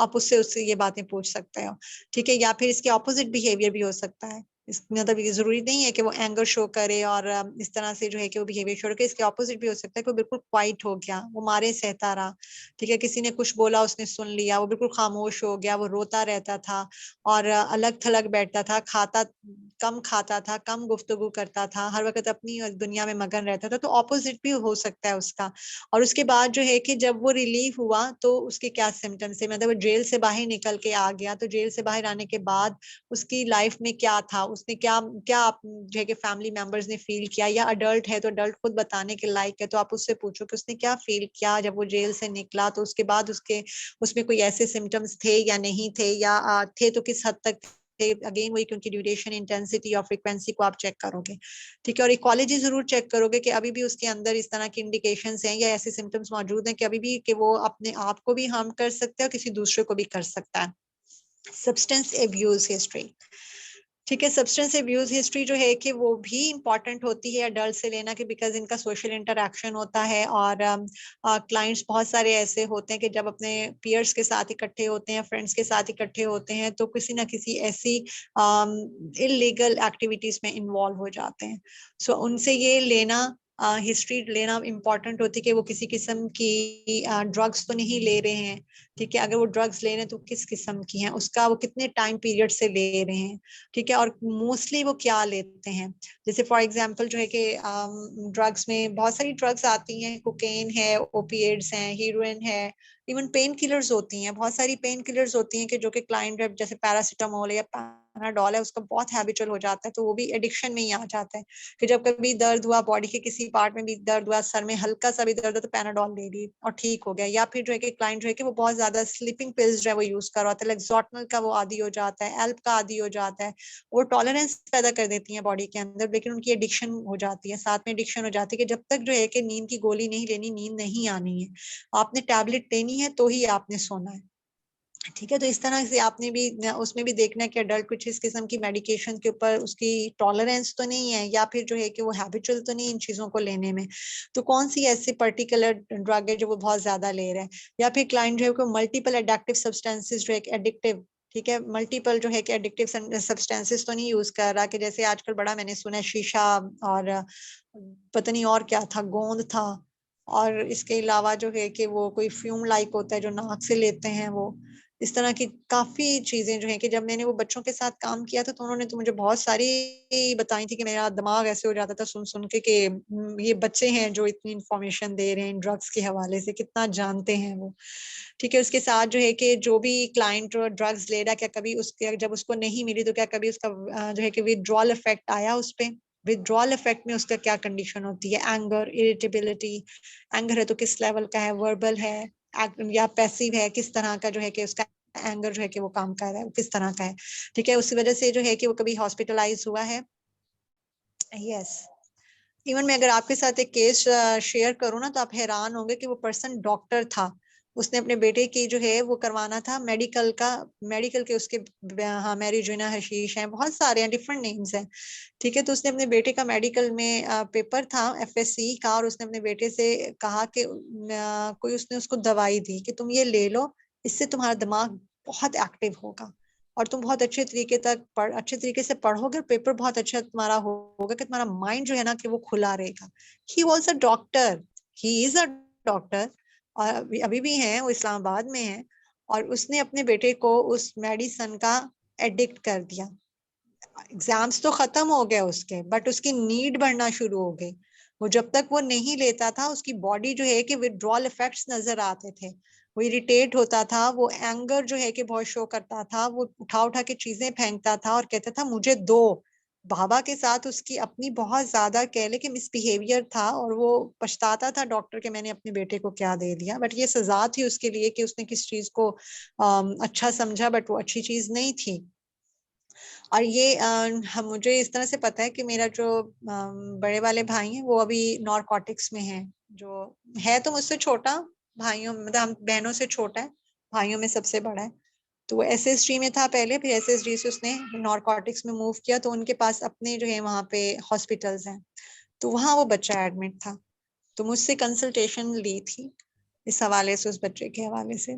सो मैं बड़ी हैरान थी कि कोई बाप डॉक्टर हो के वो अपने बच्चे को इस लाइन पे लेकर आ रहा है। सो बहुत सारी जो है कि इस्लामाबाद में तो बहुत सारी यूनिवर्सिटीज हैं कि जहाँ से पकड़े जाते हैं, ये एंटी नारकोटिक्स वाले वहां से पकड़ते हैं लोगों को, गर्ल्स को पकड़ते हैं। एंड वेरी सॉरी टू से बहुत सारे लोग डिफरेंट एरिया से बिलोंग करते हैं, इस्लामाबाद से भी बिलोंग करते हैं, कोई मुझे पकड़ने ही ना आ जाए कि मैम ने क्लास में ही बोला था, मैम को ही पकड़ लो, मैम के भाई ने भी ये किया हुआ है, इसलिए भाई मना करता है कि मेरा जिक्र ना किया करें। चलो, एनीवेज अब तो हो गया, बट आप लोग प्लीज अपने तक ही रखिएगा। यस, गर्ल्स जो है वो स्मोक करती हैं। मैं 2002 की बात बताती हूँ, मेरे को नहीं 2000 में 2000 में मैं कराची में थी और कराची का वो सेकंड बेस्ट कॉलेज था जहाँ से मैंने पढ़ा। और हमें मैं वहाँ पे जिस तरह से होता है ना हेड हेड गर्ल्स होती हैं और इस तरह से, तो मैं अपनी क्लास के अपने उसमें थी बीए लेवल पे, इस तरह से मैं हेड गर्ल थी। और जो मुझसे सीनियर हेड गर्ल थी मैं उनके साथ, उन्होंने मुझे एक दफा कहा कि आज हमने कुछ लड़कियों को पकड़ना है और वो स्मोकिंग करती हैं। तो मेरे लिए बड़ा न्यू एडवेंचर था ये। वो एज भी ऐसी होती है ना कि बंदा फुल ऑफ एडवेंचर होता है कि हाय मजा आएगा ये कुछ करने में ये वो। तो मैं उनके साथ जो है कोई इस तरह की बहुत सारी एक्टिविटीज की, वो वॉशरूम में करती थी और उनके क्या तरीकेकार थे। हेड गर्ल थी यार, स्पाई नहीं थी। बट एक ड्यूटी थी, वो करनी थी। ठीक है, तो उनके साथ जो है कि वहां पे वॉशरूम में हम बाहर खड़े हो जाते थे, हमारी पूरी जो हेड गर्ल की एक टीम हुआ करती थी, हम बाहर खड़े होते थे और वो इतना उसको, उनके पास एक स्प्रे होता था, but I am talking about 2000, ठीक है, अभी तो 22 चल रहा है, 22 ईयर्स पहले की बात बता रही हूँ मैं आपको। तो वो जो है कि लड़कियां स्मोकिंग करती थी, उनके पास एक स्प्रे होता था जो वो माउथ के अंदर भी करती थी, जिससे वो स्मेल चली जाती थी। इवन वो जो फ्यूम उड़ते थे वो भी नहीं उड़ते थे, वो बिल्कुल ही खत्म हो जाया करते थे। और जब वो बाहर निकलती थी तो सिर्फ अपने फेस से लग रहा होता था। वो बच्ची थी, हमारी मेरी क्लास फेलो थी वो लड़की, उसका बिल्कुल कम्प्लेक्शन ब्लैक हो गया था और उसके लिप्स ब्लैक हो गए थे, इवन उसका बिहेवियर बहुत वियर्ड सा हो गया था, और हमने उसको कैच बिल्कुल पकड़ लिया। और कुछ और लड़कियां थी जो छत पे बैठी हुई थी, बिल्कुल हमारी क्लासरूम्स जो हैं कि उनकी भी बिल्कुल टॉप पे वो बैठी हुई थी। और जो है कि हाँ बिल्कुल, एक और कॉलेज भी था, वो टॉप 1 कॉलेज था कराची का, मैं नेम्स नहीं लूंगी। और जो है वो टॉप 1 कॉलेज था और वहां पे भी लड़कियां करती थी। इवन मेडिकल कॉलेज में बहुत नाम था। ठीक है, ये मैंने अब जब एक ड्रग एडिक्शन पे, सब्सटेंस अब्यूज पे किया था उनकी, अब मुझे रिसर्च का सही टॉपिक याद नहीं, तो हमने ये कॉलेज यूनिवर्सिटीज का डाटा लिया था और उसमें हमने मेडिकल कॉलेज का भी लिया था। तो वो मेडिकल कॉलेज की गर्ल्स जो थी कि वो लिया करती थी। ठीक है, हम पॉइंट से हट ना जाएं, हमारा टाइम ज्यादा हो जाएगा। सो उस वजह से जो है कि आपने ये सारी सब्सटेंस अब्यूज की हिस्ट्री लेना जरूरी होता है। हाँ, तो आप पीयर प्रेशर कह सकते हो आप मम्मा। पीयर प्रेशर जो है कि वो बहुत ज्यादा होता है कि थोड़ा सा चख लो, कुछ नहीं होगा, मीठा मीठा सा इफेक्ट होगा, प्यारा मजा आएगा, तुम अपनी लाइफ में बड़े सुकून में चले जाओगे और सारी परेशानियां दूर हो जाएंगी। इसी तरह से जो है कि वो होता है। ओके, अब है सोशल हिस्ट्री।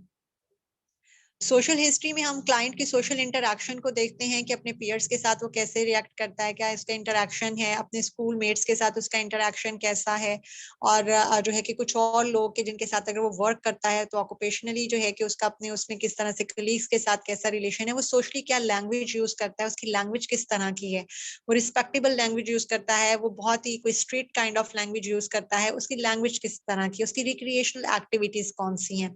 रिक्रिएशनल एक्टिविटीज कहते हैं एक्स्ट्रा कैरिकुलर एक्टिविटीज के, जिसमें जो है कि वो घूमना फिरना, एंजॉय करना और डिफरेंट जो है कि उन जगहों पे जाना। तो इस तरह से जो है कि हमें जो एक्टिविटीज होती हैं वो उसकी क्या है, उसकी कंपनी किस तरह के लोगों के साथ है, और फिर वही सोसाइटी के लोगों के साथ, फ्रेंड्स पीयर के साथ उसका इंटरेक्शन, क्लासमेट्स के साथ क्या है, उसकी हॉबीज, उसका इंटरेस्ट क्या है, उसके पास पेट है तो वो अपने पेट के साथ किस तरह से वो रहता है, उसका अपना पेट के साथ क्या रिलेशनशिप है, इवन जो है कि मतलब वो पेट को कैसे ट्रीट करता है और वो कैसे रहता है, उसके अपने घर पे रहने की किस तरह से वो अपने घर में रहता है, और फिर उसकी लिविंग अरेंजमेंट्स हैं कि वो कैसी हैं।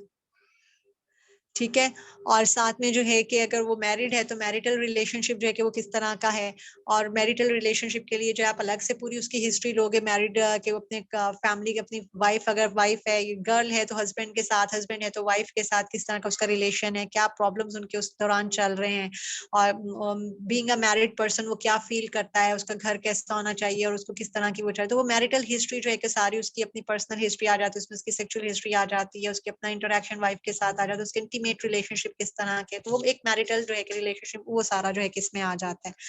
और फिर स्कूल हिस्ट्री है।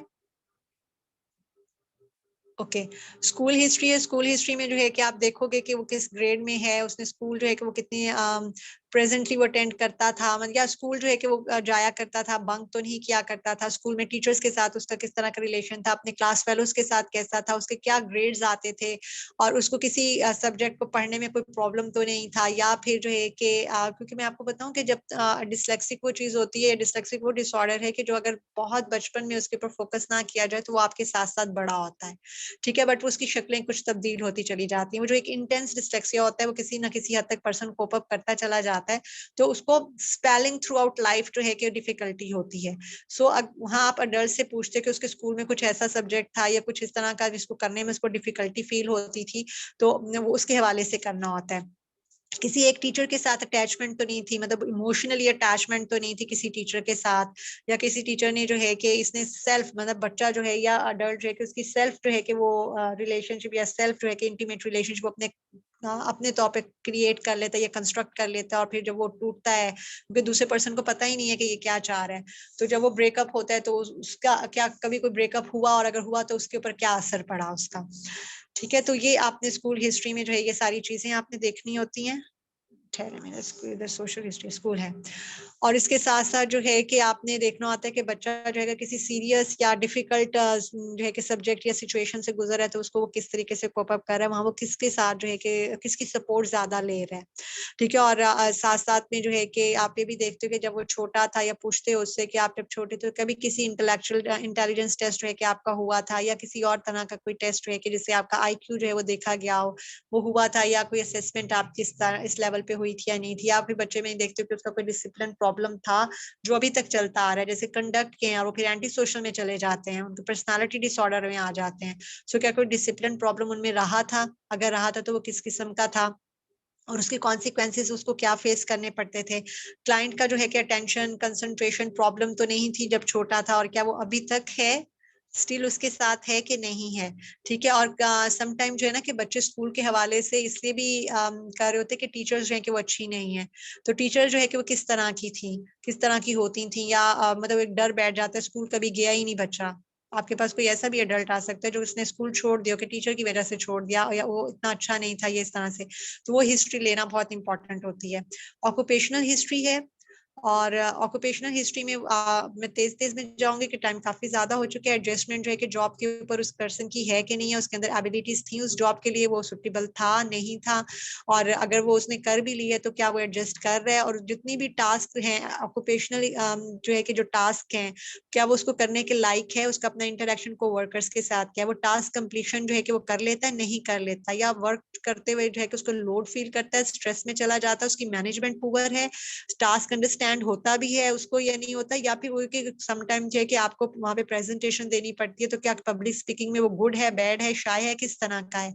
तो ऑक्यूपेशनल हिस्ट्री जो है कि वो इस तरह से इंपॉर्टेंट आपके लिए ये होती है कि उस पर्सन की अपनी एडजस्टमेंट, सोशल एडजस्टमेंट जो है कि वो किस तरह की है, और फिर वो कि वो शाय पर्सन है तो आपके लिए आसानी होता है, आपको की पॉइंट मिल जाता है कि आपने उसकी सर्टिव ट्रेनिंग जो है कि उसके ऊपर वर्कआउट करना है, कि उसको बोलने की कम्युनिकेशन स्किल्स जो है कि वो उसको सिखानी होती है, वो प्रोवाइड करनी होती है, उसकी शाइनेस खत्म हो और वो पब्लिक स्पीकिंग जो है कि वो इजीली कर सके, ठीक है। उसके बाद प्री मॉर्बिड पर्सनालिटी होती है। प्री मॉर्बिड पर्सनालिटी का मतलब ये होता है कि क्लाइंट का ये सब प्रॉब्लम शुरू होने से पहले किस तरह से था, वो एक्चुअली जो है कि उसकी पर्सनालिटी जो है कि इस प्रॉब्लम के शुरू होने से पहले किस किस्म की थी, वो क्या चीजों को एंजॉय करता था, क्या वो चीजों को इतना सेंसिटिवली लेता था, क्या वो इतना मैग्नीफाई कर लेता था या मैक्सिमम जो है कि मिनिमाइज ही करता था, किस तरह का था वो, उसका कैसा जो है कि उसके लाइफ पैटर्न्स जो है, थिंकिंग पैटर्न्स जो है कि या उसके ट्रेड्स वो किस तरह से जो है कि वो चल रहे थे, ठीक है। और इन द एंड जो है कि आप उससे ये पूछ सकते हो कि क्या कुछ और ऐसा है जो आप हमें बताना चाहते हो, जो आप समझते हो कि हमारे लिए बहुत जरूरी है जानना, और वो आपके लिए ट्रीटमेंट में बहुत इफेक्टिव हो सकता है, तो you can share your comments और anything you want to share with us. तो आप ये सब चीजें जो है कि वो एंड में उससे पूछ सकते हो, ठीक है। ये बहुत सारी जो है कि फैक्टर्स जो केस हिस्ट्री में है उनको मैंने यहाँ पे आप लोगों के साथ शेयर किए हैं, कि मैक्सिमम जितने मेरे माइंड में उस वक्त आ रहे थे, जो मैं करवाती भी हूँ करती भी हूँ, तो मैंने वो सारी इसमें करने की कोशिश की है। लेकिन अगर आप में से कोई ये समझता है कि किसी और डोमेन को भी इसमें ऐड होना चाहिए था, तो यू मस्ट टेल मी कि क्या वो चीज क्या हो सकती थी कि जो अगर मैंने मिस की है, ठीक है। अब मैं स्क्रीन को कर रही हूँ आउट, और मैं आप लोगों की जो है ये चैट को देखूं और आपके क्वेश्चंस जो है वो देख लूं। मैं शुरू से देखती हूँ बिकॉज जो है कि वो मैं नीचे से पढ़ना शुरू करूंगी तो फिर मुझे समझ में नहीं आएगी।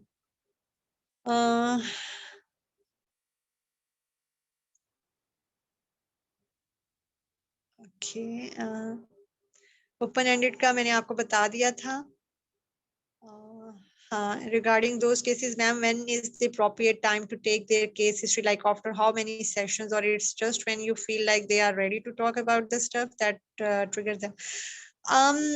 देखिए, अगर आपके पास एक ऐसा क्लाइंट आता है ना कि जो आप रेडी ही नहीं है आपको बताने का, तो वो खुद तो आएगा ही नहीं। एक पहली बात ये कि जो पर्सन आपके पास आ रहा है ना, खुद तो वो बोलेगा भी, लेकिन अगर वो किसी के कोई उसको लेकर आया है तो वो नहीं बोलेगा, उसको लाने वाला बोलेगा।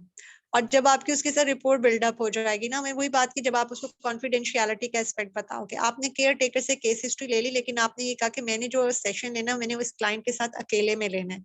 सो वहां आपके लिए एक चैलेंजिंग है कि जब आप अकेले उसके साथ मिलते हैं और वो नहीं अपनी जो है कि वो ओपन नहीं हो रहा, आपसे बातचीत नहीं कर रहा, आई कॉन्टेक्ट मेंटेन नहीं कर रहा, तो आप वेट करोगे। आप उसके पीछे नहीं पड़ जाओगे, उसे पुश नहीं करोगे, आप वेट करोगे कि वो बोले।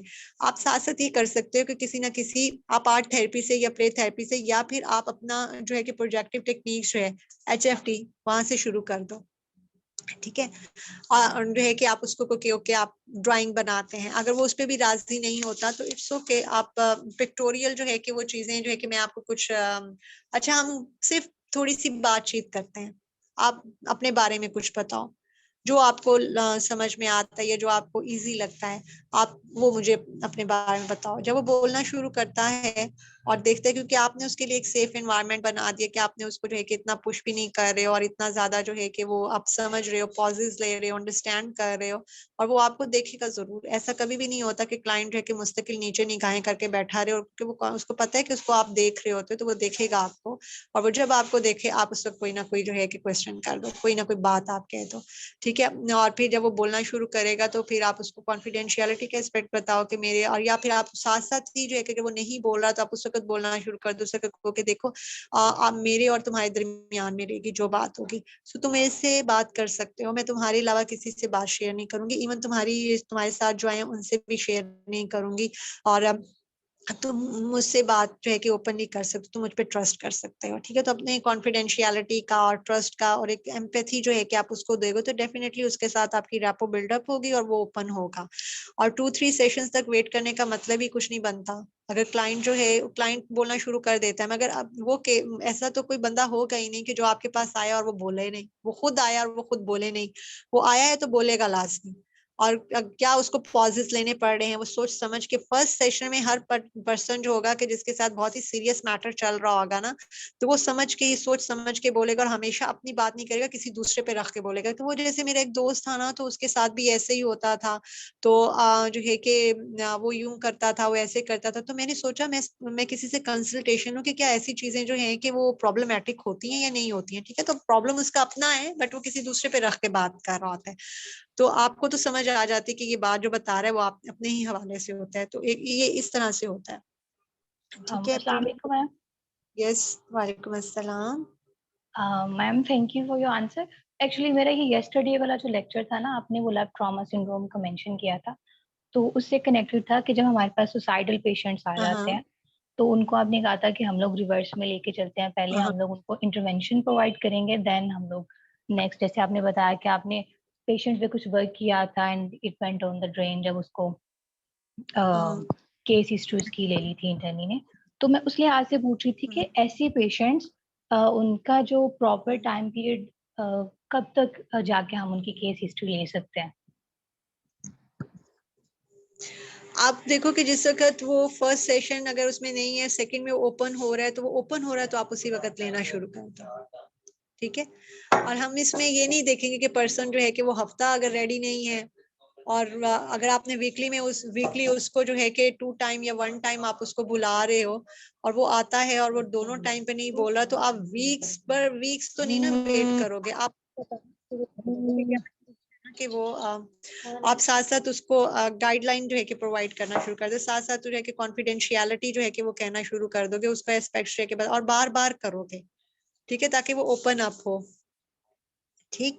और सुसाइड से रिलेटेड जो है कि मैंने इसलिए कहा था कि आपको एब्रप्टली जो है वो शुरू करना, बिकॉज वो बिल्कुल उस पे एज पे जा रहे होते हैं। इंटरवेंशन तो सुसाइड की बहुत सारी और भी हैं। सुसाइडल इंटरवेंशंस जो है कि वो बाद में आप उसको एक्चुअली इंटरवेंशंस पे लेकर आते हो। इनिशियली आप उनको कंसोल कर रहे होते हो, आप साइको एजुकेट कर रहे होते हो, आप उनको पॉजिटिवली डाइवर्जन की तरफ लेके जा रहे हो। तो ये कह लो कि ये प्री इंटरवेंशन स्टेप्स हैं। It's not a pure intervention but it's the pre intervention steps जो है कि ये वो हैं। ठीक है। आपकी आवाज कट कट के आई थी, जो चीज मुझे समझ में आई मैंने आंसर किया। आई होप कि आपको अपना जो है कि वो आंसर मिल गया होगा। अगर ना सेटिस्फाई हो तो फिर काइंडली मुझसे अगेन पूछ लें। Thank you ma'am, self I care में गॉट। थेरेपिस्ट के लिए भी केयर आती है? Okay, my pleasure. ऐसे केसेस में, अच्छा मैम, सेल्फ केयर में थेरेपिस्ट के लिए भी केयर आती है? ऐसे केसेस में क्लाइंट्स थेरेपिस्ट पे भी हमला करते हैं? यस, ऐसा हो सकता है। ठीक है। और इसके लिए जो है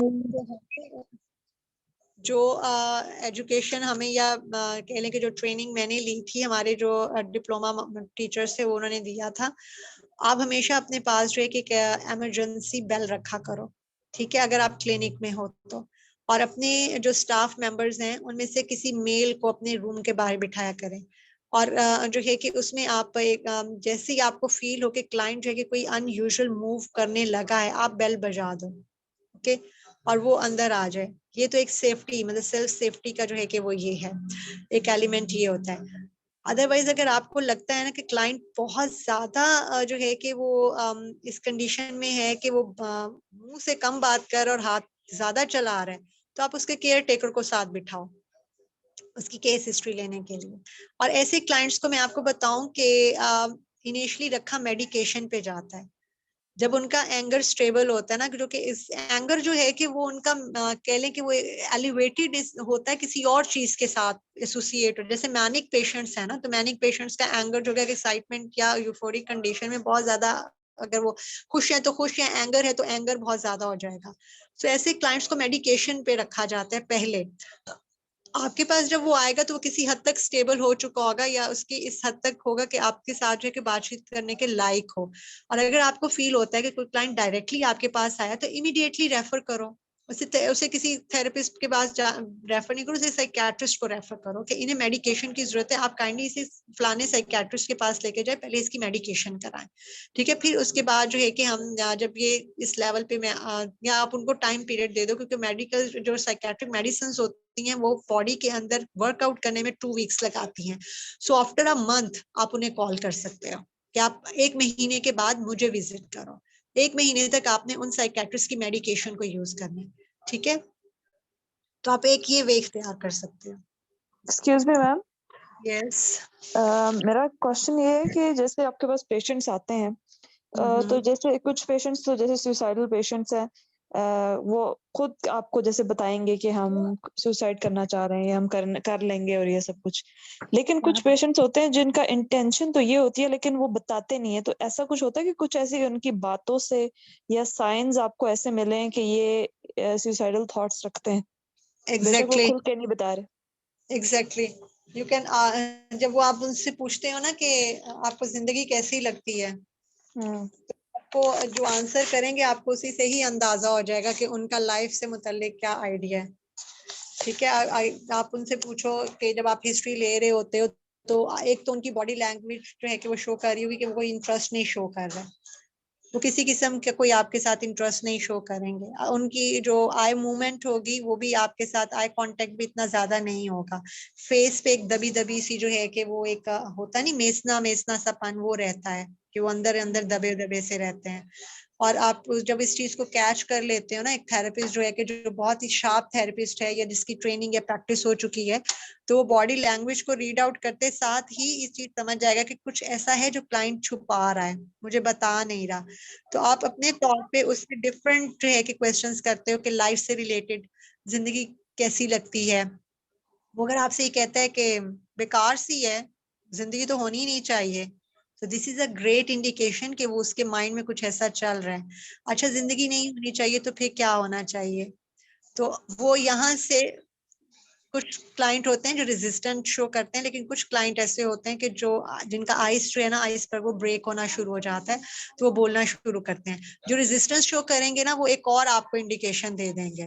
अगर जिंदगी नहीं होनी चाहिए तो मतलब अगर फिर क्या होना चाहिए, तो वो आपको रेजिस्टेंस भी शो करेंगे, लेकिन साथ में शायद जो है कि वो ये भी कह दें कि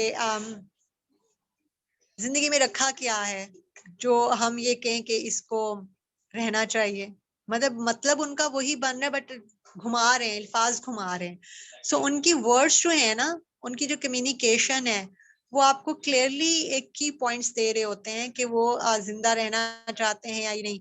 अच्छा, क्या फिर जब अगर आप इस तरह से करते हो कम्युनिकेशन, तो साथ साथ मतलब ये अब तो बहुत एंड पे जाके ये क्वेश्चन हो जाएगा, लेकिन अगर आप बीच के क्वेश्चन शेयर करते जाते हो, फिर ये आपको ये मिलता जाता है कि उनका जिंदा लोगों के बारे में क्या ख्याल है और जो मर जाते हैं उनके बारे में क्या ख्याल है। तो आप वहां पे भी उनसे देख सकते हो कि वो उनका जिंदा रहने वाले लोगों के हवाले से क्या ओपिनियन है, और जो मर जाने वाले हैं उनके बारे में ओपिनियन क्या है। तो यहाँ से भी आप उन कुछ बातों से समझ जाते हो कि वो क्या करना चाह रहे हो। सो आप उनसे फिर पूछते हो, अच्छा आपकी अपनी जिंदगी कैसी है, आपको अपनी जिंदगी कैसी लगती है, और आपकी अपनी जिंदगी कैसे गुजर रही है। ठीक, तो उनके वर्ड से ही जो है कि, और आपके क्वेश्चन जो है कि वो इतने अच्छे होने चाहिए, मैं कहूँगी कि फॉर्मुलेटेड होने चाहिए। और ये समटाइम तो स्पॉन्टेनियसली चलता है, आपके पास कोई पेपर नहीं है जिसके ऊपर क्वेश्चंस लिखे हुए आपको किसी बुक में नहीं मिलेंगे। कोई पे कह लो कि अगर आप थेरेपी की भी बुक्स उठा लोगी, तो हर थेरेपी की बुक के अंदर डिफरेंट जो है कि वो पैटर्न्स होगा, बट आपको क्वेश्चंस नहीं लिखे हुए मिलेंगे कि आप क्लाइंट से ये पूछो, आप क्लाइंट से ये पूछो। आप मोल्ड करोगे अकॉर्डिंग टू द सिचुएशन और स्पॉन्टेनियसली चलोगे। हाँ, बहुत डायरेक्ट नहीं, बहुत ज्यादा जो है कि इस तरह के नहीं कि उनको थ्रेट फील हो, और बहुत सजेस्टिव क्वेश्चंस भी नहीं, या लीडिंग जो स्टेटमेंट्स होती हैं सजेस्टिव स्टेटमेंट्स, वो नहीं कि जिससे वो कुछ पिक करें। ठीक है, ऐसे नहीं करें, इस चीजों से अवॉइड करें। सो आपको इसी तरीके से पता चलता है। आई होप कि आपको आंसर मिल गया होगा।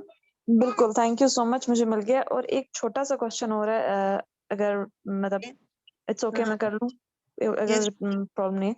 अच्छा, मुझे ये पूछना था क्योंकि मेरे पास भी 2-3 केसेस, मतलब मेरी एक फ्रेंड है, उन्होंने बताया था, जिस तरह आपने एक बताया ना केस के कुछ पेशेंट्स को आवाजें सुनाई देती हैं, हाँ, कुछ पेशेंट्स अपने माइंड से ही वो चीजें बना लेते हैं। तो देखिए, अब जैसे हमारी सोसाइटी में 2-3 एस्पेक्ट्स होते हैं, क्योंकि मैं पर्सनली अभी रिसेंटली बहुत सीवियर किस्म के डिप्रेशन से निकली हूँ, तो मैंने ये सब कुछ फील किया पर्सनली। तो हाँ, उसमें उन्होंने मेरी फ्रेंड ने मुझे एक दफा बताया था कि मेरी मदर जो है वो इतनी साइकोटिक हो गई हैं कि वो मेरे फादर के बारे में ये व्यूज रखती हैं कि ये मेरे भाई को मार देंगे, और वो उनको अलाउ नहीं करती कि वो घर के अंदर एंटर हो। तो ओके, अब आपको देखिए, एक चीज जो है, जैसे अगर हम रिलीजियस वाइज बात करें, तो जादू और इन चीजों का भी वजूद होता है, इसको हम डिनाई नहीं कर सकते। सेकेंडली, बिल्कुल। साइकोलॉजिकल इश्यूज भी हैं। तो अब हम्म, इस दो चीजों को आप डिफरेंशिएट कैसे करेंगे? कोई ऐसा लाइन, कोई ऐसी मार्किंग है जहां से आप पॉइंट कर सकें कि अच्छा, ये इसको साइकोलॉजिकल इशू है या फिर इसको दूसरा इशू है? अच्छा, मैं यहाँ पे अपने सर को कोट करूंगी, जिनके अंडर सुपरविजन जो है कि मैंने ट्रेनिंग ली थी। क्लाइंट कहता है कि मेरे ऊपर जादू हुआ हुआ है, या मेरे अंदर जिन है। अक्सर ऐसे बात कर रहा होता है ना कि मुझे किसी भूत ने जकड़ा हुआ है, या मुझे किसी जिन ने जकड़ा, मेरे ऊपर जिन आते हैं। अच्छा, बेसिकली अब यहाँ पे 2-3 और चीजें भी देखना होती हैं कि क्या पेशेंट है वो कन्वर्जन डिसऑर्डर का तो नहीं है, उसको कन्वर्जन डिसऑर्डर तो नहीं है कि वो जानबूझ के इस तरह से कर रहा है, और वो मेरी आवाज बदल जाती है, या मेरी साउंड चेंज हो जाती है और मैं अल्फाज ये यूज करने लग जाता हूँ, या इस तरह से। ठीक है, एक चीज तो ये देखनी है। और बहुत ही इसमें जो है कि मेजर फर्क ये होता है कि जो कन्वर्जन डिसऑर्डर के क्लाइंट्स होंगे, उनमें वो पावर नहीं होती है जो एक पर्सन जिसमें वाकई जिन भूत होते हैं। और हमारे सर ने हमसे ये शेयर किया था, इसकी मैं आपको उसी का उन्हीं के वर्ड्स में ये आंसर बताऊंगी कि उनके पास क्लिनिक में जो है कि एक क्लाइंट आया था, और उसने ये कहा था कि मेरे पास ना मेरे ऊपर जिन भूतों का जो है कि वो साया है, उन्होंने मुझे जो है ना मेरी बॉडी को जकड़ा हुआ है, और मैं उनके असर में हूँ। ठीक है, तो उस सर ने उससे बातचीत की, और उसके बाद थोड़ी देर के बाद जो है कि उन्होंने कहा कि वो थोड़ा सा जमीन से ना उठ खड़ा हो गया। वो खड़ा हुआ है और उसके पाँव जो है जमीन को टच नहीं कर रहे थे, वो जमीन और जो है कि कह लें कि वो हवा में एक थोड़ा सा मौलिक हुआ हुआ था। सर ने कहा कि मैंने उस चीज से अंडरस्टैंड किया कि वाकई उस पे जिन थे। जो जिन्नात होते हैं वो पर्सन को जमीन पे बैठने नहीं देते, खड़े नहीं होने देते, वो उसको हवा में लेके चलते हैं। ठीक है, 1 पॉइंट हम इस चीज से इंडिकेट कर सकते हैं। हमेशा क्लाइंट जो होगा जो कन्वर्जन डिसऑर्डर का है, वो ये कहेगा कि मुझे मेरे पर काला जादू हो गया है, मैं किसी कालू जादू के असर में हूँ। या जो पैरानॉइड का है, ठीक है, सॉरी, पैरानॉइड के क्लाइंट जो है वो ज्यादा इस चीज को करते हैं, परसिक्वेटरी कह लें या उस तरह से करके कि उनको ज्यादा ऐसे लगता है मुझे कोई मारना चाहता है, या वो जो है कि मेरे बारे में मेरे खिलाफ बातें करते हैं इस तरह से। तो वो उन क्लाइंट्स के अंदर ये चीजें नजर नहीं आएंगी, वो उनकी बीमारी ही नजर आ रही होती, बिकॉज उनके डिफरेंट आप सिचुएशन में देखो, डिफरेंट डोमेन्स की लाइफ के, सोशल में, घर में या डिफरेंट जगहों पे देखोगे तो उनका जो बिहेवियर होता है ना वो ऑलमोस्ट इसी तरह से नजर आ रहा होता है। लेकिन जो जिन्नात वाले होते हैं ना वो हर जगह उनके साथ जो है कि जाहिर नहीं होते हैं, वो किसी किसी जगह पे उनको करेंगे। ठीक है, तो वो इस तरह से होता है। तो हमारे सर ने हमें ये कहा था कि ये मेजर फर्क होता है। जन्नात वाले जो हैं कि वो हवा में मोहल्ले को जाते हैं, या बैठने नहीं देते हैं उनको, या खड़े नहीं होने, उनका पाँव जमीन पर टच नहीं होने देते हैं। ठीक है, अगर उन्होंने उसके हवाले से जो है किस तरह से कोई बात होती है। जबकि दूसरे जो हैं कि कन्वर्जन डिसऑर्डर की या पैरानॉइड वगैरह हैं, वो सिर्फ इस तरह से बात करते हैं और उनके पैटर्न्स नजर आ रहे होते हैं, और मेडिकेशन से फिर उनका ट्रीटमेंट, इनिशियल जो मोड ऑफ इंटरवेंशन है वो उनकी मेडिकेशन होती है, देन उसके बाद उनकी थेरेपी होती है।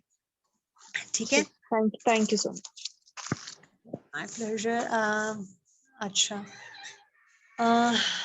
ये वाली शेयर हो गई हैं मेरे ख्याल में, कर दी होंगी उन्होंने, मैंने उनके साथ, बिकॉज आपका ग्रुप बंद था तो मैं वहां पे एडमिन नहीं हूँ इसलिए मैं नहीं कर पाई थी। With reference to suicidal patient, when we are supposed to provide intervention first. मेरे ख्याल में खौला मैंने काफी दफा बता दिया, आपको इसका आंसर मिल गया होगा।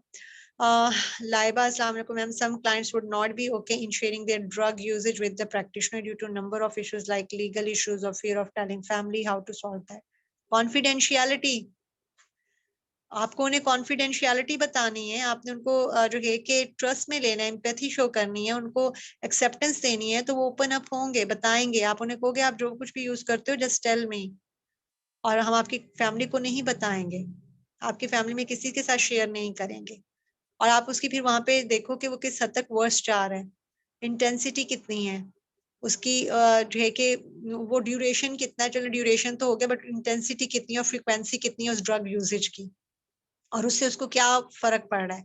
इवन मैं आपको बताऊं कि ड्रग्स जो हैं कि वो किसी किस्म की भी क्यों ना हो, उनका असर फैमिली को नजर आता ही है, ये चीजें छुप नहीं सकती हैं। इनका असर जो है कि वो बच्चे की बिहेवियर से, उसकी पर्सनालिटी से, उसके कम्युनिकेशन से, उसके इमोशन से, सब चीजों से फैमिली जान चुकी होती है कि ये कुछ ऐसा यूज कर रहा है जिसकी वजह से ऐसा हो रहा है।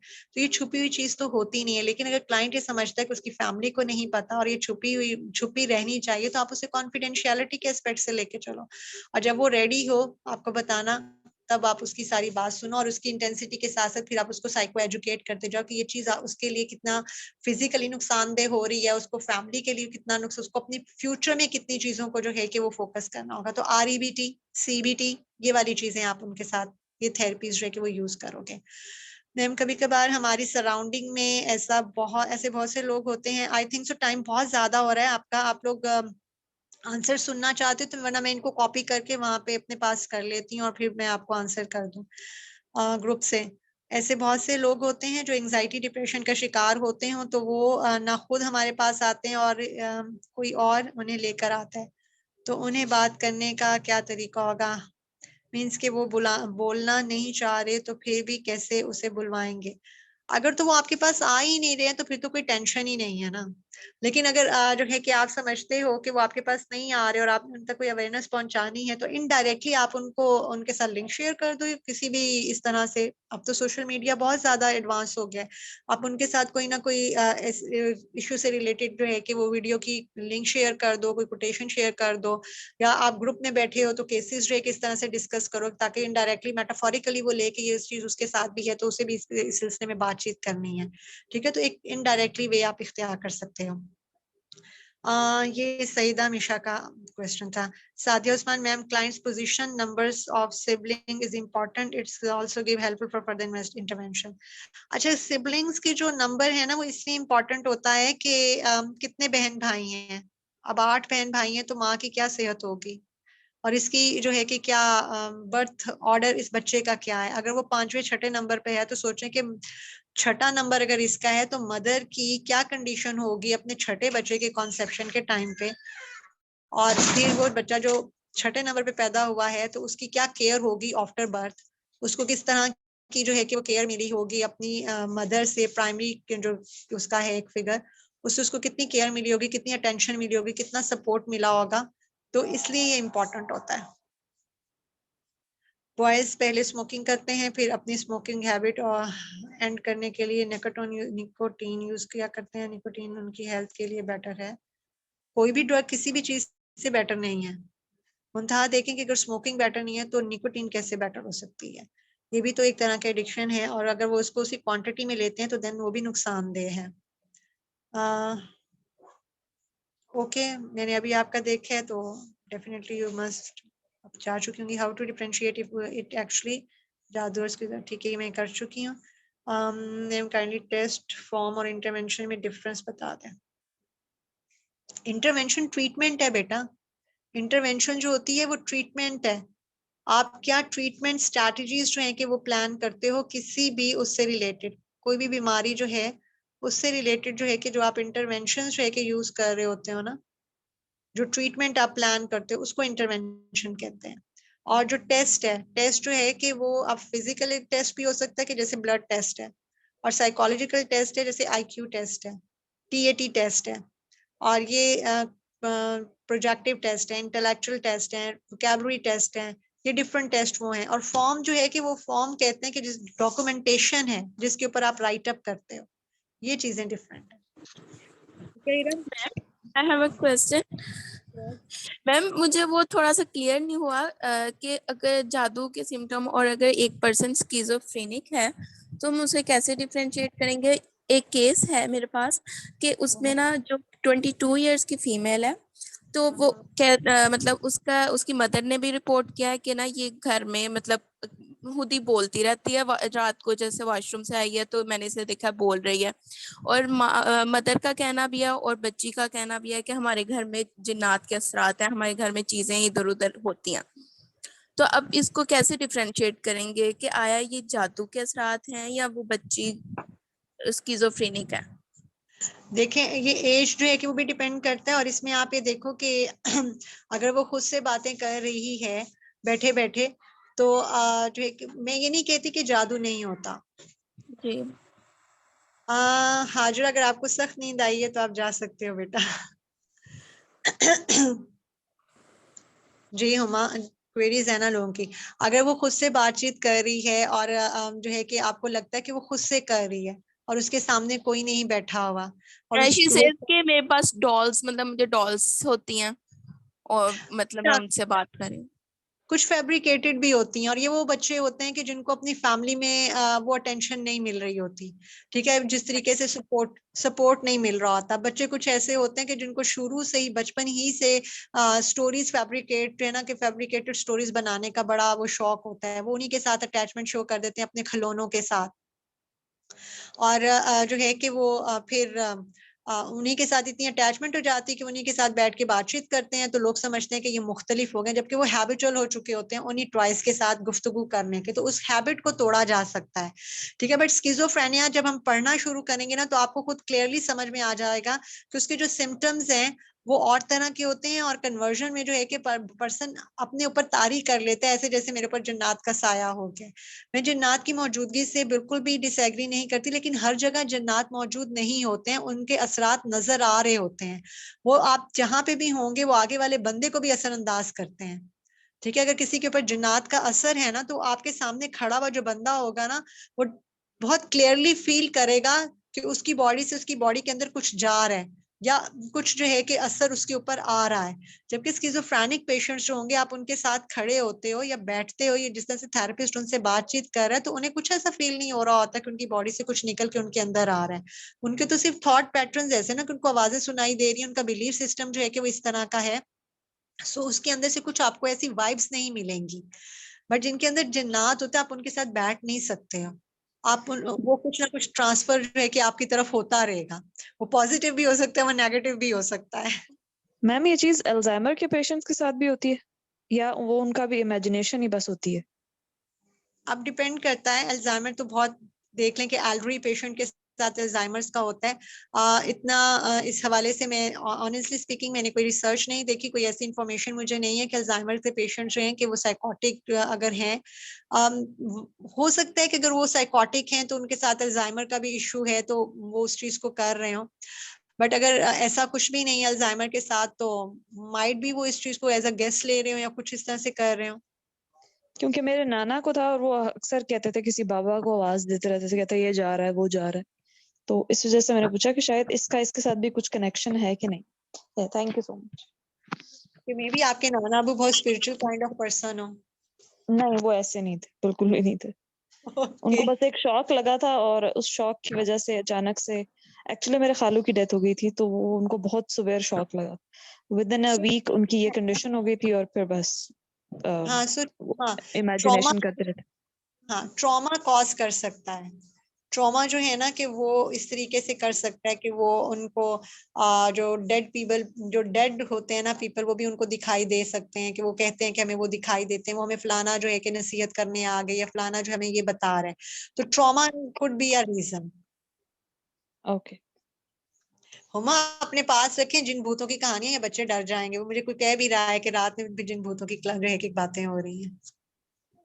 एंड मैम, क्या ये चीज सच है कि जिससे खाने हम खाते हैं तो उसकी वजह से जो हमारे अंदर जिस तरह गैस प्रोड्यूस हो जाती है विद इन अ बॉडी, हाँ उसकी वजह से भी आपको नाइटमेयर्स और ये चीजें, मतलब मैंने किसी हकीम का सुना था कि वो कहते हैं कि नहीं मेरा हजम ठीक है, मुझे ऐसे ख्वाब नहीं आते।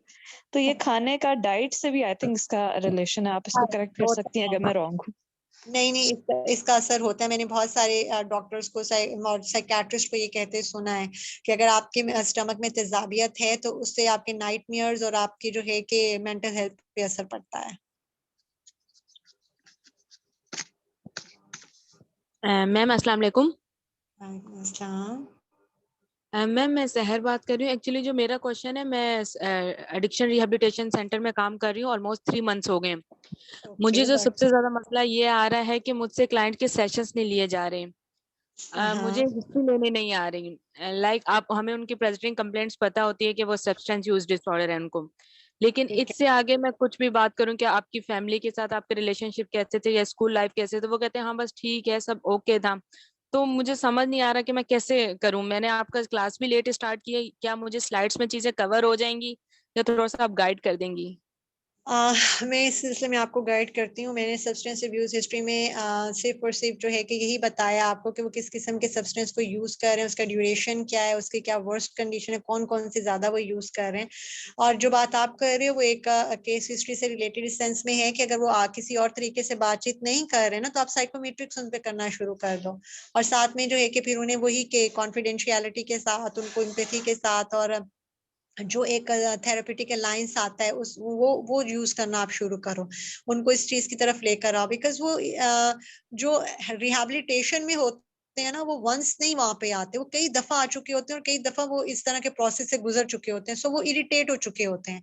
जब मैंने एग्जैक्टली। डीएचक्यू में जो है कि रिहैबिलिटेशन में क्लाइंट्स आते थे तो मैं वहाँ पे सुपरवाइज कर रही थी। तो मैंने वहाँ पे कई क्लाइंट्स को हफ्ते हफ्ते के लिए ऑफ, मतलब देखा कि वो 1 वीक हुआ है वो चला गया, लेकिन आफ्टर 1 वीक वो फिर आ गया। तो अब जो न्यू इंटर्नीज है जब वो अपना काम उस पर करना शुरू करेंगे तो वो इरिटेट हो चुके होते हैं। इवन क्लाइंट इस हद तक होते हैं वो कहते हैं मैं बता देता हूँ कि आपने हमसे क्या कराना है, मैं अभी पहले ही लिख के दे देता हूँ। वो इस हद तक हो चुके होते हैं। और फैमिली से रिलेटेड उनके इश्यूज इसलिए होते हैं कि उनके बहुत सारे क्लाइंट्स जो उनकी फैमिली के साथ नहीं बनती तो उस पर बातचीत करना वो नहीं चाह रहे होते हैं।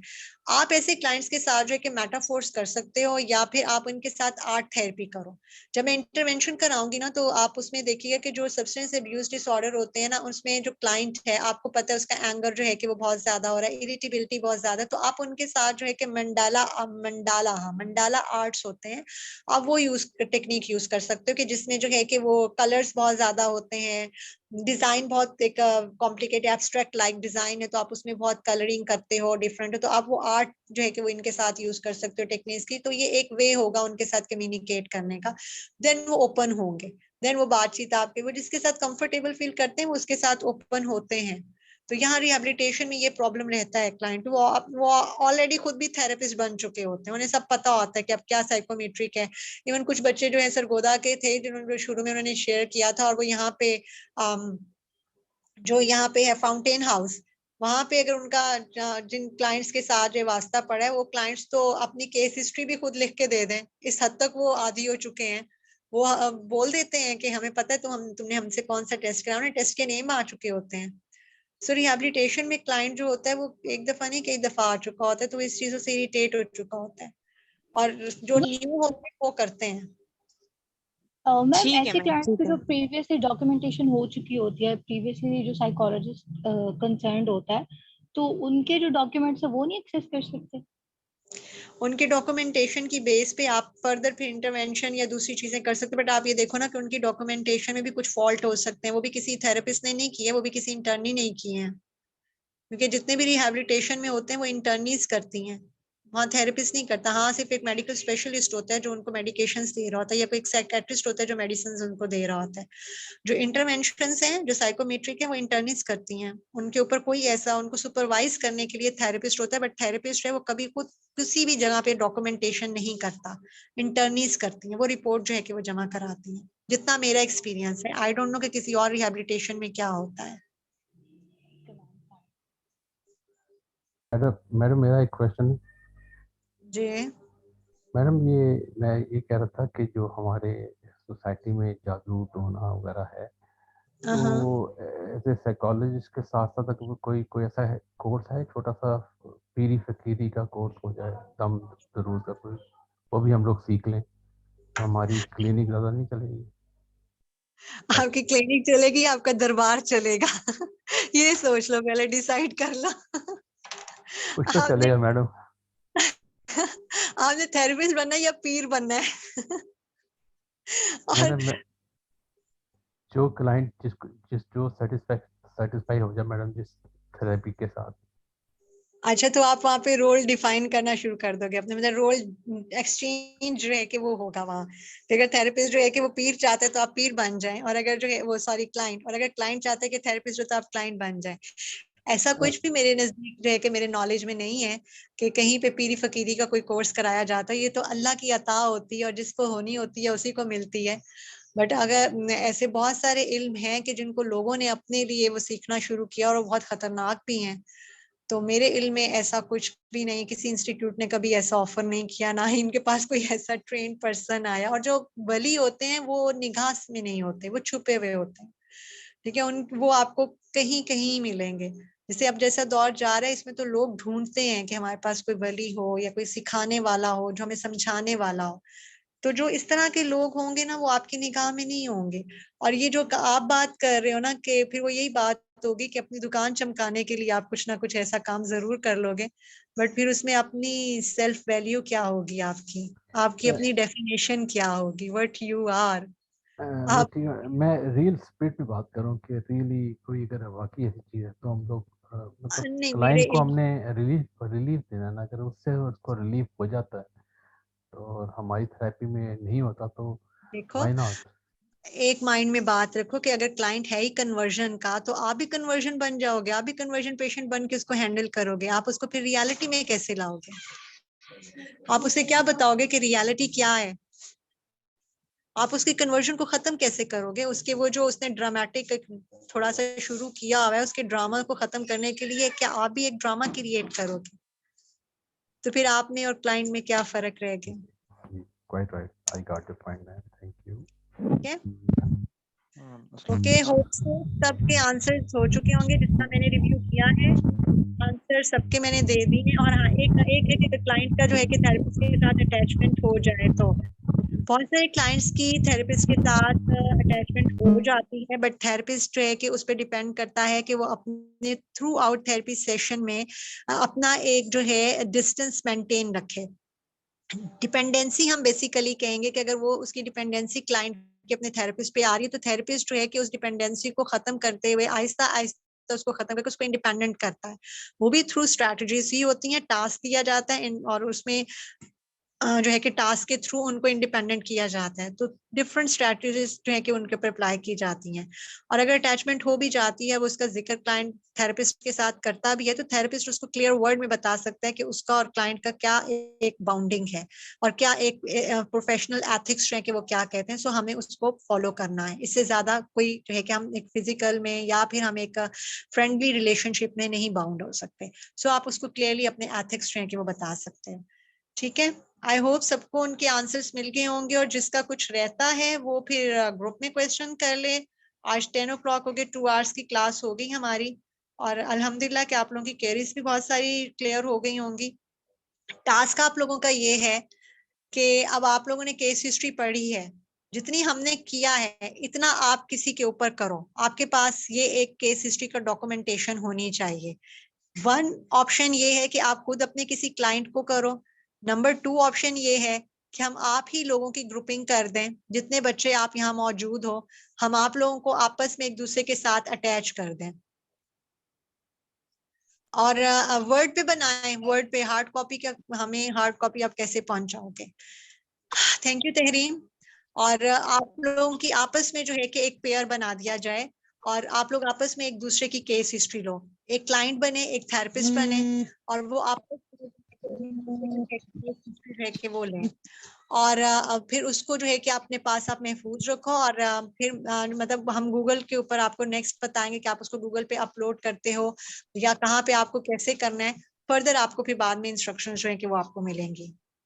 Yes Zainab, it will be good. और जो है कि जो मैंने कहा था आप लोगों को कि हम वीक में एक दिन ऐसा रखेंगे कि जिसमें हम केस कॉन्फ्रेंस को रखेंगे, और केस कॉन्फ्रेंस के साथ साथ जो है कि हम एक उसी केस कॉन्फ्रेंस के अंदर जो है कि हम अपने यहाँ पर ही मुझे हफ्सा ने आज बताया था और मुझे बहुत खुशी हुई थी कि हम अपने जूम पे ग्रुप्स जो हैं कि वो रूम्स जो हैं कि वो क्रिएट कर सकते हैं। सो हम वहाँ पे रोल प्ले कर सकते हैं। तो केस कॉन्फ्रेंस जिस दिन हमारी होगी, तो उस दिन हम यहाँ पे आपको रूम्स में जो है कि ट्रांसफर करेंगे। उस रूम्स में आपको पेयर किया जाएगा अपने एक एक पर्सन के साथ। तो आप उन रूम्स में अपने उनके साथ क्लाइंट और थेरेपिस्ट के रोल के साथ आप उसको भी प्रैक्टिस कर सकते हो। सो आपने केस हिस्ट्री पढ़ ली है। नेक्स्ट हमने इसका मेंटल स्टेटस एग्जामिनेशन पढ़ना है, लेकिन इससे पहले आप जितनी केस हिस्ट्री का हमने पढ़ा है ये आप अपने पास सब रखो। अब आप बड़े हो गए, आप एडवांस लेवल पे आ गए, सो एडवांस लेवल को कैच करना शुरू करो। ओके, सो इंशाल्लाह यस, बिल्कुल सादिया, एक दूसरे के साथ इंटरेक्ट करने का आपको मौका मिलेगा, और बहुत सारे लोगों की बातचीत को, उनकी लाइफ पैटर्न्स को अंडरस्टैंड करने का आपको मौका मिलेगा। And be honest with each other, because आप यहाँ पे इंटरवेंशंस जो होंगी वो आप लोगों के साथ भी होंगी। तो be honest with each other. और एक दूसरे के साथ अगर आप यहाँ पे नहीं कनेक्ट हो पा रहे हो, तो आप अपने जूम का कोई लिंक बना सकते हो, या व्हाट्सएप वीडियो कॉल एक दूसरे को कर सकते हो। जब आपको टाइम हो, फिजिबल हो, एक दूसरे के टाइम को देखते हुए आप इस इंटरेक्शन के साथ अपनी वो उसके थ्रू भी आप कर सकते हो। So it's up to you. तो मैंने आपको ऑप्शंस दे दिए हैं, ठीक है। सो होप सो आपने आज की क्लास को एंजॉय किया होगा और बहुत कुछ सीखा होगा। सो मेरे बोलने की लिमिट अब खत्म हो गई है। आई नीड वाटर और सम अदर थिंग्स, कि मेरा गला जो है कि वो थोड़ा सूद करे। तो अब मुझे फिर आप लोग इजाजत दें, ताकि मेरा गले को भी रेस्ट मिल सके।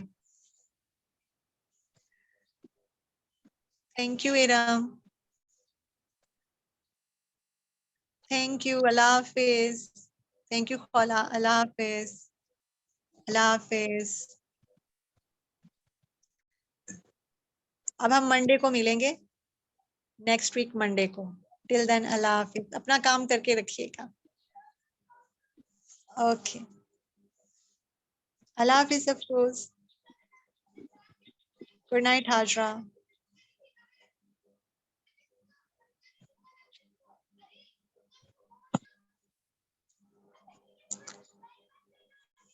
My pleasure, Usman.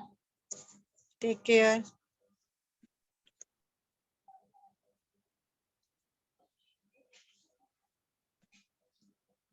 My pleasure, Fahim.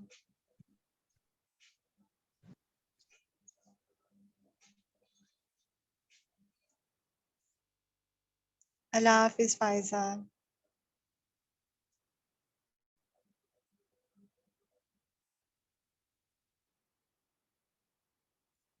Fi amanillah, Umme Hani. Shaba khair, Mozna, I think so tha.